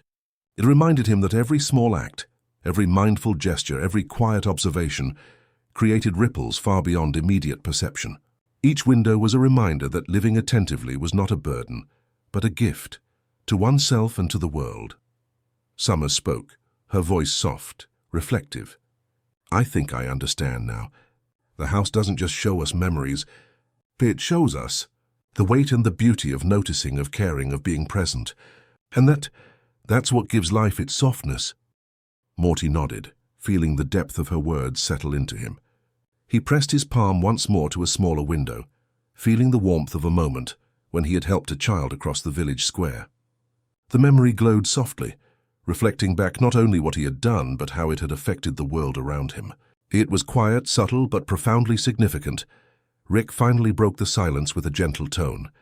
"Morty, Summer, the House of Windows isn't about dwelling on the past. It's about carrying the lessons forward. It's about understanding that what we notice, what we care for, what we reflect in the world, all of it shapes everything around us. And when we move through life with gentle attention, the world returns softness to us." Morty exhaled, a slow, deep breath that carried both wonder and calm. He felt the house's rhythm pulse through him, the quiet echo of memories interweaving with the present, grounding him in the enduring lesson that mindfulness, empathy, and subtle attention were more powerful than any dramatic gesture. Summer placed a hand gently on Morty's arm. The village, the windows, the moments, they all remind us that life doesn't need to be loud to matter. The smallest acts carry weight, and the softness we notice, it's always returning. Together, the three of them walked slowly back through the hallway, letting the warmth and reflection of the house of windows settle into their awareness. The windows remained behind them, shimmering faintly with scenes of memory and care, waiting for the next visitor to notice, to reflect, and to carry the lessons gently forward. Morty realized, finally, that the house of windows was not just a building. It was a state of mind, a living, breathing reflection of attention, care, and subtle heroism. The village, the memories, and the quiet interactions were all part of an ongoing rhythm, a pulse that flowed endlessly, returning softness to those willing to notice and carry it with them. As dusk began to settle over the village, the sky transformed into a quiet tapestry of deep navy and twilight purple, a gentle canvas punctuated by the first faint glimmers of stars. Morty stepped outside, feeling the crisp evening air brush against his skin, carrying with it the soft scent of flowering vines and the faint, lingering hum of the village. There was a stillness to this hour, a pause between day and night that seemed to hold infinite possibility. Rick followed him quietly, notebook tucked under his arm, his usual restless energy softened into contemplative observation. Summer lingered beside Morty, her gaze drifting upward, tracing the emerging constellations. Morty felt a familiar warmth rise in his chest, the same warmth that came from observing the quiet rhythm of the village, now amplified by the presence of his sister and Rick, and by the burgeoning serenity of night. "It's beautiful," Morty whispered, almost afraid to disturb the delicate hush. "The stars, they feel like they're humming." Summer smiled softly. "I think they are, Morty, or maybe we're finally tuned enough to notice their song." Rick crouched beside a small fountain that reflected the starry sky. He traced a finger along the water's edge, observing the gentle ripples. "Morty, Summer, listen closely. The stars have been here all along, guiding quietly, showing us the rhythm of the universe without a single loud note. They remind us that even in vastness, there's a gentle order, a soft continuity." Morty leaned back against the warm stone of the fountain's edge, letting his eyes wander across the village. Lanterns glowed faintly, mirroring the stars above, and in their soft illumination, Morty noticed subtle gestures he had missed before. A villager setting a flower in a window, a child tucking a blanket around a napping animal, an elderly pair walking hand in hand with slow, deliberate steps. The village seemed to breathe along with the stars, each motion in sync with the soft pulse of the night. A figure emerged from a nearby alley, moving with deliberate care, and Morty recognized her immediately. The girl of whispers, now older, her movements slow and precise, almost like a lullaby in motion. She carried a small lantern, its glow gentle yet persistent. As she approached, she lifted her hands in a delicate gesture, and faint flowing shapes formed in the air around her, swirling like silvery notes suspended in the evening. Morty understood instantly. She was singing not with voice but with light and movement, creating a wordless lullaby that seemed to float across the village. Rick leaned back on the stone fountain, observing in quiet satisfaction. "Morty, she's doing what we've all been learning. No spectacle, no urgency, just presence, attentiveness, reflection. And see how the village responds? Every light bends toward her, every shadow softens. It's the same principle you've been practicing. Small, careful, meaningful gestures accumulate, creating resonance." Morty felt the sound, or rather the absence of conventional sound, in his chest. The lullaby of stars seemed to weave through him, connecting him with the girl, with Summer, with Rick, with the village, and with the subtle pulse of the cosmos above. It was a song not of words but of memory, empathy, attention, and quiet wonder. He closed his eyes, letting himself drift into the rhythm, feeling as if the universe itself were exhaling alongside him. Summer knelt beside him, her hands resting gently on her knees. "Morty, do you feel it? It's like the village, the stars, even the air itself. They're aware, they notice, they respond, and maybe, just maybe, that's enough." That's all anyone ever needs, Morty nodded slowly. Yeah, it's not about doing something huge or grand. It's about noticing, caring, being present. The little things add up. They echo. The girl of whispers moved closer, her light forming delicate arcs above Morty's head. Each swirl of illumination felt like a message, a gentle signal that even unseen acts mattered. Morty realized that everything they had experienced, the soft streets, the windows of memory, the quiet festival, the returning presence of summer, had prepared him for this moment. The universe, reflected in the stars and the village alike, was a network of attentiveness and subtle influence. Rick's voice, low and calm, carried over the scene. Morty, Summer, remember this. The lullaby isn't just music. It's the principle of soft presence made visible. Life doesn't need to shout to matter. It thrives in quiet reflection, in noticing, in small gestures that ripple outward. And the cosmos. The cosmos listens. Always. Morty tilted his head back, letting the sky fill his vision. Stars twinkled faintly, each a soft pulse of history, presence, and quiet energy. The girl's light danced among them, connecting with the natural rhythm of the night. Morty felt a profound sense of belonging, a realization that even in the vast expanse above, small attentive acts could create resonance, harmony, and lasting influence. Summer exhaled softly. I understand now. It's not just the village, not just the moments we notice. It's all of it. The stars, the streets, the people, they're part of a web, a pattern of care and attention. And the lullaby. It's just reminding us to keep noticing, keep reflecting, keep returning that softness wherever we go. Morty's eyes traced the patterns of light above and below, seeing the mirrored interplay of village and cosmos. Each small act, each attentive gesture, each gentle acknowledgement contributed to a pulse far larger than themselves, a subtle, echoing song of presence and mindfulness. He felt his heart expand, synchronized with the quiet rhythm of the universe and the village alike. Rick leaned back, letting the moment settle around them like a soft blanket. Morty, Summer, this is what it means to return softness, to live quietly, to notice, to act gently, and to let the world echo back. Not everyone will understand it. Not everyone will notice, but that's okay. The ripple exists whether or not it's seen, and it matters nonetheless. The girl of whispers began to retreat, her light dimming gently as she moved toward the village edges. Morty watched, realizing that her purpose was not to remain, but to transmit presence, awareness, and calm wherever she traveled. He felt the quiet strength of this lesson, absorbing it fully into his being. As night deepened, the village glowed faintly in harmony with the stars. Morty, Summer, and Rick sat quietly, each aligned with the rhythm of the lullaby. Morty felt a profound sense of completion, not in an ending, but in continuity. The village, the stars, the memories, and their own hearts moved together in subtle, interwoven cadence. Each quiet act, each soft observation, each gentle gesture had returned in resonance, shaping the world and themselves in ways both visible and invisible. Morty exhaled slowly, letting the lullaby of stars fill every corner of his mind.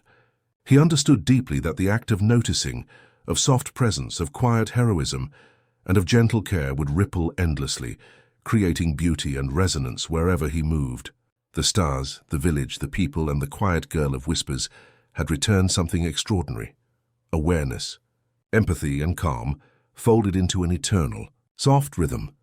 Summer rested her head lightly on Morty's shoulder, sharing the quiet pulse of the village and the cosmos. Rick, unusually still, leaned back against a stone wall, notebook closed, observing the beauty of quiet connection. The world had become a little softer, a little more attentive, a little more aware, and all three of them had returned a part of themselves to it. The village's lights, mirrored by the stars above, glimmered faintly, a soft acknowledgement of everything that had passed, everything that mattered, and everything yet to come. Morty felt the lullaby as a pulse in his chest, a song without words, a quiet reflection of presence, care, and gentle heroism. In the deepening night, Morty understood at last the act of noticing, the practice of attentiveness, and the accumulation of small, mindful gestures created a lasting resonance far beyond what one could see. And the lullaby of stars, delicate yet eternal, reminded him of the enduring power of softness, empathy, and quiet reflection. Night had deepened into a velvet sky. The stars scattered across the cosmos like soft lanterns suspended in quiet reverence. The village beneath them glowed faintly, each house and garden exuding a gentle warmth, a pulse that seemed to breathe with its own subtle rhythm. Morty walked slowly along the cobblestone streets, the faint echo of his footsteps blending seamlessly with the village's exhalation, a slow, collective sigh of memory, care, and quiet presence. Summer walked beside him, her gaze drifting over the softly illuminated windows and the gentle silhouettes of the villagers. She carried the stillness with her, a newfound awareness that seemed to radiate outward.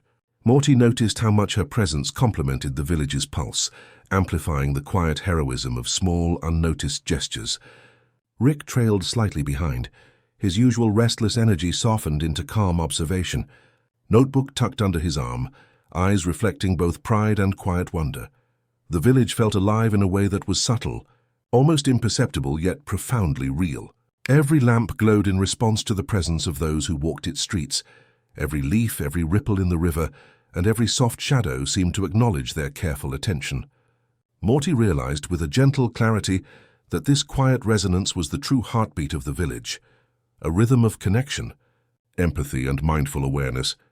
They paused by the river that sang its soft, wordless lullabies. The water rippled faintly under the starlight, carrying reflections of both the village lights and the constellations above. Morty leaned over, letting his fingers brush the surface. The ripples spread outward, touching distant stones and reeds, each subtle motion echoing the countless small acts of care that had shaped the village. Summer knelt beside him, her hand joining his, and together they let their attention merge with the pulse of water, earth, and memory. Rick, observing quietly, spoke softly. "Morty, Summer, look at this. Every small act, every gentle gesture, every moment of noticing, it all accumulates. It forms the heartbeat of this place. And it's not just here, it's everywhere. The ripple travels farther than you imagine, returning softness, care, and calm in ways you'll never fully measure." Morty exhaled slowly, feeling the truth of Rick's words settle deep within him. He thought of the house of windows, of the lullaby of stars, of summer's return, and of all the quiet interactions that had shaped the village over time. Each memory, each act of attentiveness, each soft choice had left an imprint, subtle yet enduring.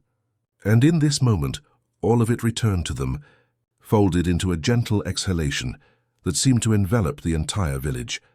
They continued walking, guided by the soft glow of lanterns and the faint hum-like whispers of the night. Morty noticed the villagers moving gently, their actions deliberate yet effortless, each step, each gesture, a reflection of the cumulative softness that had grown over time. He realized that this quiet heroism, unnoticed, uncelebrated, yet infinitely meaningful, was the true legacy of the village. Summer's voice broke the silence, soft and reflective. "Morty, it's like the village is breathing out all the love, care, and attention that's been given to it. Every kindness, every mindful action. It's coming back, like a gentle wave that carries everything forward." Morty nodded, feeling the exhalation of the village as a physical sensation, a warmth that coursed through his chest and limbs, a quiet release that left him simultaneously grounded and uplifted. He understood now that the village was not just a place, but a living reflection of what it meant to notice, to care, and to act with empathy. Rick, crouching beside a small flowering bush, added quietly, "And that, Morty, summer, is the essence of what we've been learning. Life isn't measured by spectacle or loud achievements. It's measured by these soft echoes, these subtle ripples that return over time. The exhale of the village isn't an ending, it's a reminder.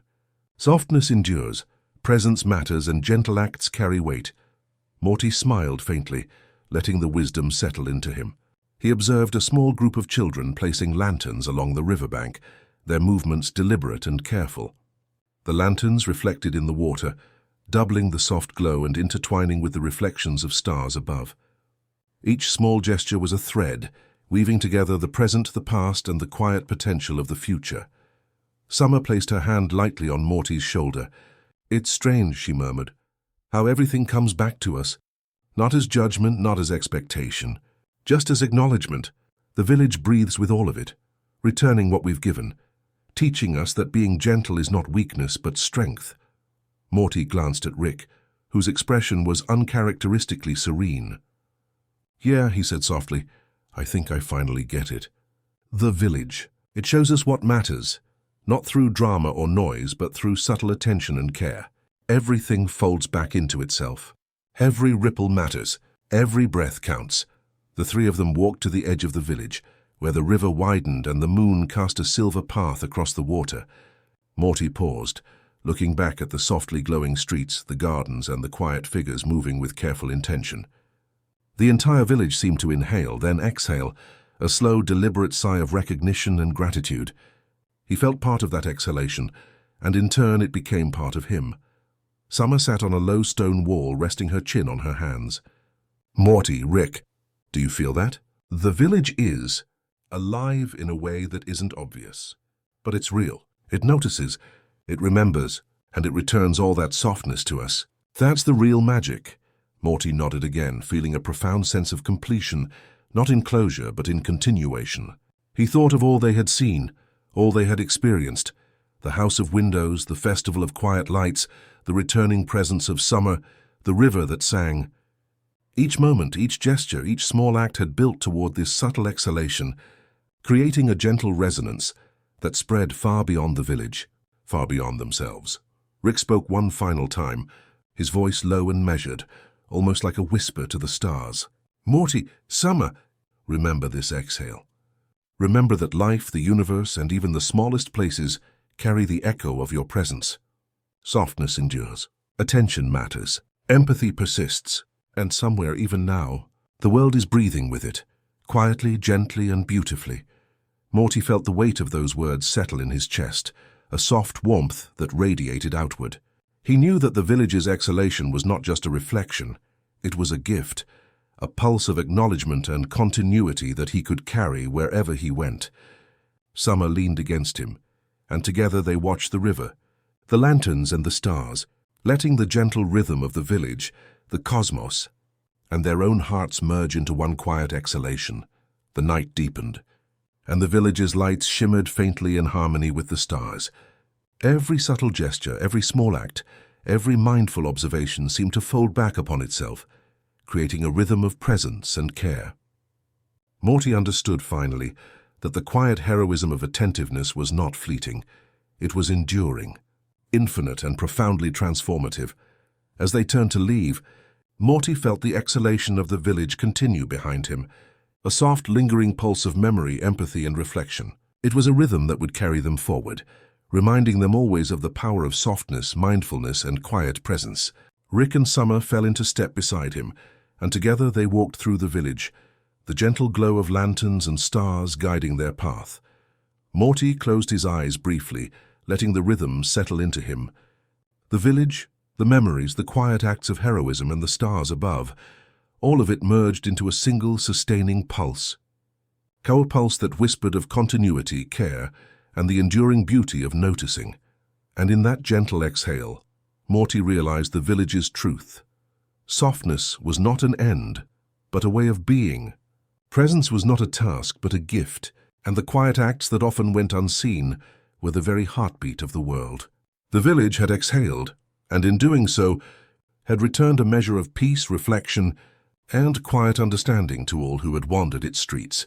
Rick, Summer, and Morty paused one last time, gazing across the softly illuminated village. The lanterns flickered faintly, the river shimmered in silver light, and the stars above twinkled with delicate acknowledgement.